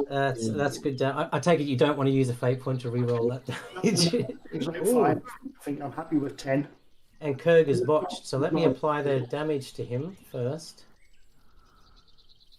And just to add insult to injury, he has botched his parry. He stumbles and suffers a penalty of 2 on his next action. Excellent. So right now he is Give it. he's effectively he's fallen to his knees. At this point, for the sake of, because it's just going to be attrition now. Like he's got 2 hit points left, right? So he falls to his knees and he says, "Damn you all! Damn you all!" So, does anyone want to? I'm going to take us out of combat here because, like I said, to be honest, now we're going to be rolling dice for the sake of it, Right? You know. Helger, So, what do you want to do? chop with his head Kurg off. here? Yeah, he's at your disposal. Because I'm the one who took him down, and he's obviously facing me. Can I grab him and rip his tusk out with his face, doing the final 2 points of damage? Absolutely. I'm not even going to make you roll. He's on his knees. He's like covered in blood. There's wounds just pouring out of him. He's a broken orc, you know. So I'll let you step forward, and you just like grab this tusk, and you just like you can see his eyes go wide because he doesn't. He thought you would finish him with a blow, and then you just yank his tusk, and you can just see his head rocks slowly, and then the light just dissipates from his eyes, and he just collapses to the ground in front of you. And Garon, you got a trophy now. No, this is for the villagers. I said I'll bring back their tusks to. Oh, that's right. That's right. Yeah. Well, that is, you have rid the Realmwood of this band of slavers, and certainly helped the village of Ulrichsford, who have been suffering from these raids for many years. And I'm sure you'll be well rewarded on your return, particularly as you return Severin unharmed. And to be fair, the way you played that was pretty phenomenal because most of those orcs would have gone straight for Severin as some kind of leverage. So I've got to say, well played. For me, Mr. Me, I think we'll leave it there. I don't think we need to play out returning to the village. No. That was great. I'm gonna point out that we had 4 relatively new players, a new GM, and I still say, and I'm not picking on it, but I'm gonna say that the Dark Eye handled this mass combat better than D&D would have. That's I agree. I hate to say that. It's a testament to it's a lot of die rolling, but the die rolling that you're making makes sense, and it's fast, and like for Jay who's never played, can you imagine a 2 or 3 sessions under your belt? You're going to know exactly what you're capable of, and as you get adventure points, you could buy an ability, an advantage, or a trait that allows you to do something more, how you envision your character fights. Like for me, I would want to buy some like poison lore or something like that, so I would start coding, because my daggers only do a d6 of damage, and then of course you start getting wounded and bloodied, then you start getting penalties. So it's the game I think is just mechanically sound. And Disket, you did a great job jamming, sir. Nasser, you're always awesome. Mumphrey, awesome job. And of course, Jay, always a pleasure to game with you. I'd like to go around, starting with Disket as the GM. How did you feel? Is this your first time running it?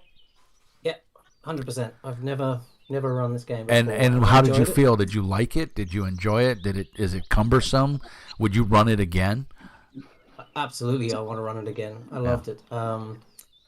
It is a little crunchy in some parts, but the crunch makes sense, right? So for me, that's the big thing. Like, I don't mind crunch if it makes sense and it adds to the game. For example, in this At the moment, the characters are 1,000 points generally, AP, sorry, which means they don't have a lot of options, but you can literally build any type of character you want. Yeah. You can do pretty much anything. And I like the fact that defensive roles are made, so it's not just a case of, you have your go, and then you're kind of out of it until it comes back to you. Yeah, know? you I have quite like options, and it's not like D&D or even Pathfinder where it's hit, subtract hit points, the wait your turn, you hit, subtract their hit point. You have some narrative control over the combat, and the fate points obviously help a lot. Yeah, so cool, awesome, Disket, and hopefully you'll run it again for us maybe one day. I'm gonna jump over to Mumphrey since he's new and never played the system either. Is that correct? Absolutely, Mr. Mean. This was my first playthrough on this, and Foundry, I was impressed by how well it handles all of the intricacies, like when you first mentioned, are skill rolls. It rolls your 3 dice, it applies your skill points. You have the option to throw in your fate points and things, and that was so smooth, which I think learning it made it so much easier to sort of get past the mechanics and straight into the story, the game. Yeah. The Foundry implementation of the Dark Eye is it's done by volunteers, but they had the full support of Ulisses Spiele behind them, and like I'm pretty sure Disket as well as myself have bought the rules. They're coming out in German first because obviously that's their bread and butter is the German peoples. So all the rules are getting converted in German first and then English second for Foundry. But all of the core books that you need to play this game right now in English are available, through Drive-Through RPG or Ulysses Spiel's website or Miniature Market. Shameless plug for all of those platforms because they're all fantastic to deal with. So, Mumphrey, would you play again? Oh, absolutely. The game system itself was really neat, and I like the way they have, your different attributes are applied towards skill, the skills and everything. But also, yeah, I want to throw in also my 2 cents on Disket. That was a well-run game, and I appreciate all the Foundry tips you threw in as we're going through, and Yeah. it was very smooth. Thank you for running. Yeah. Pleasure. Absolute pleasure. Yeah, and then Jay, your thoughts, sir? Same thing to you. Did you enjoy it? I mean, and be honest, you're not going to hurt anybody's feelings. It was my first time using Foundry, which was interesting because it's something I've been wanting to see more about because it's something I'm looking at using myself and obviously putting content onto. Um, and it's the first time I've ever played with Dark Eye as well. And even though I'm still not really too sure how the rules work, I found it really good. Yeah, I found it enjoyable. But I think it helped that we were on a VTT because obviously it takes away a lot of the work. Yeah. Of learning the rules. And I think though, like most games, everything is complicated at first until you learn them. The more you learn the things, the less complicated it become. But no, I really enjoyed it, and it's definitely something I'll play again. I'd like to be able to make my own character, and do a campaign of it one day. That'd be great. Yeah. But yeah, no, Disky, you did a great job. I really enjoyed it. You made everything quite a lot simpler by explaining things, which is great. So yeah, no, it was good. Yeah. Thanks. I will say, and Disket and I both know this, and I know Nasser does, but and I know Mumphrey does as well because him and I talked about character creation. There is a free program on Drive-Through RPG called Optilith, Opilith, or Opotilith, I think, Optilith. And it's written by a German guy who's a programmer, and he speaks English as well, and so you can get it in any format, Linux, Mac, PC, and it helps you build a character. You still need to, have a rule book next to you and know the basics, but at least it takes the drudgery out of creating a character, and it is a very slick interface, and he's constantly updating it when they add new books, so you get all the bells and whistles and all the choices, and I think that's what me and Mumphrey used to make our characters, and maybe even Nasser. And on that point, I'm gonna shoot it to you last but not least, Nasser. Your thoughts? When it comes to the Dark Eye as a tabletop RPG, it's the reason me and Mr. Mean became friends because I was looking for somebody that had reviewed the game, and I think one of the earliest people who did it was Mr. Mean. So that's how I got to know him through that RPG. It's a really great RPG. I've played it not using a VTT, and once you get the point of the three different dice colors, the game becomes very smooth. It shouldn't intimidate you. The only thing that I think may be a bit intimidating is character creation, and that's already fixed by the app that Mr. Mean just talked about, the Optilith. And another shout out to Diskit for running a awesome game and like in terms of narrative and the use of the five senses and descriptions. I had a lot of fun. Yeah, and Digital Lurk, who's been in the chat here on YouTube, and Chupa, Digital Lurk said, combat does seem pretty smooth, and I'll admit, I'll second that. Diskit, as a GM who's run it for the first time, obviously Foundry, like Jay said, Foundry helped immensely because it did all the crunching of the math. But did you feel it was smooth enough for you? Yeah, I don't think I would have an issue running it at a table, like an actual table. Right. I did when I first bought it, if I'm honest. I was a bit like, and then I bought the Foundry module, and then when I started using that, it sounds weird.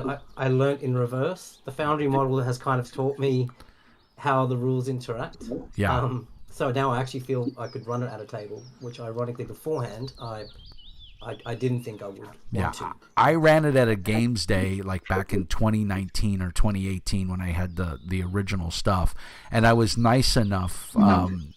Me coming to the game, I knew about the game as a German version, and I bought the Fan Pro version, which I think was the second or third edition. And the mechanics were kind of kludgy. They weren't as dialed in as they are now, but they were the parent of the system was there, and I really liked it back then, and I loved all the lore, and I've read several of the novels. Tohawk is, I believe, he's one of the members of the Meanie Army, and he is a huge Dark Eye fan, and I believe he is German. And he turned me on to a couple of novels as well that I've read, and I've really enjoyed them. Unfortunately, some of them are very hard to get here in the States for whatever reason. But I will say that I did just the opposite of you. I bought the game. I reached out to Ulisses Spiele. I did a review. I bought the core book. I did a review, which Nasser watched. And then Ulisses Spiele saw my review. I never sent anything to them, but they saw my review. And all of a sudden, I got an email from Drive-Thru saying, hey, you got some stuff waiting for you. And Eric over at Ulisses Spiele, who's the U.S. representative, really liked my review. And so he sent me all of the Kickstarter product via PDF, and then after that I was hooked, and like I said, but I ran the game at the table. It was a tad bit confusing, but for the most part I ran it at an RPG day and everybody had a blast, and I ran this adventure that we just played in, and like I said, it was a completely, because the players had the D&D mentality of kick in the door, kill the monsters, and these these black pelts are no joke. They're just as tough, and to be honest, I think most of them had more hit points than we did. So yeah, it's a testament to the game system, and I like games that challenge you. And this is a game that you have immense control over your character. You have immense creative control. And the magic system is really good, and it can be a very rewarding system if the GM dives into the lore and is willing to impart that on the players. And Diskit, again, you did a great job, sir. I've been a GM for over 30 years, and you hit everybody had their moment in the limelight. Everybody got a say. It was impactful. It was fun. So huzzah to you, sir. You get the Mr. Mean seal of approval, which is worth absolutely nothing, but hey, you've got it. And thank you so much for allowing me to play. So I'm excited for that. It's a pleasure. I hope that we can do it again sometime. Yeah. Make different characters, maybe. Absolutely. Yeah. So cool. All right. Well, maybe Diskit, if you decide to run it again and we all decide that we want to play, or those that do decide that they want to play, maybe you'll shoot us some experience, some adventure points, and then we can upgrade our characters a little bit. But as far as the live stream goes, that's pretty much it. Anybody else want to say anything? Any shout outs, anything? Jay, you got any upcoming projects you're working on or anything like that? No, nothing really. No, nothing really. There's a few things coming out. Ghost Ops 5th edition's coming out. Beyond that, I don't know. Okay. All right. Well, Mumphrey, pleasure to play with you as always. Nasser, my brother from another mother, thank you so much. I know it's a chore for you to do this, so thank you for putting your life at risk to stay up and game with us. I appreciate it, brother. It's always fun playing with Mr. Mean. Thank you, guys. Disket, sir, thank you so much for taking the time. Appreciate it so much. If I can just say thank you to all the players, by the way. I know how precious time is for people. I know it is for me, so I really appreciate everyone giving up their time. We really appreciate you running. I don't care how good the game is. None of them can jump off the shelf and run themselves. It takes dedicated and willing game masters such as yourself to make these games happen. So thank you, sir. I'll speak to you all in the Mr. Mean Discord. Alrighty. We're going to go ahead and stop recording. Thanks everybody who watched. Tohawk, Chupa, Digital Lurk, Hobbs, David Seams. Thank you guys for watching. Stay tuned for more. As always, we'll maybe do it again if we can get the crew together again. And to the players, thank you for allowing me to host it on YouTube. And as always, peace and hair grease. And remember, Mr. Mean says be nice.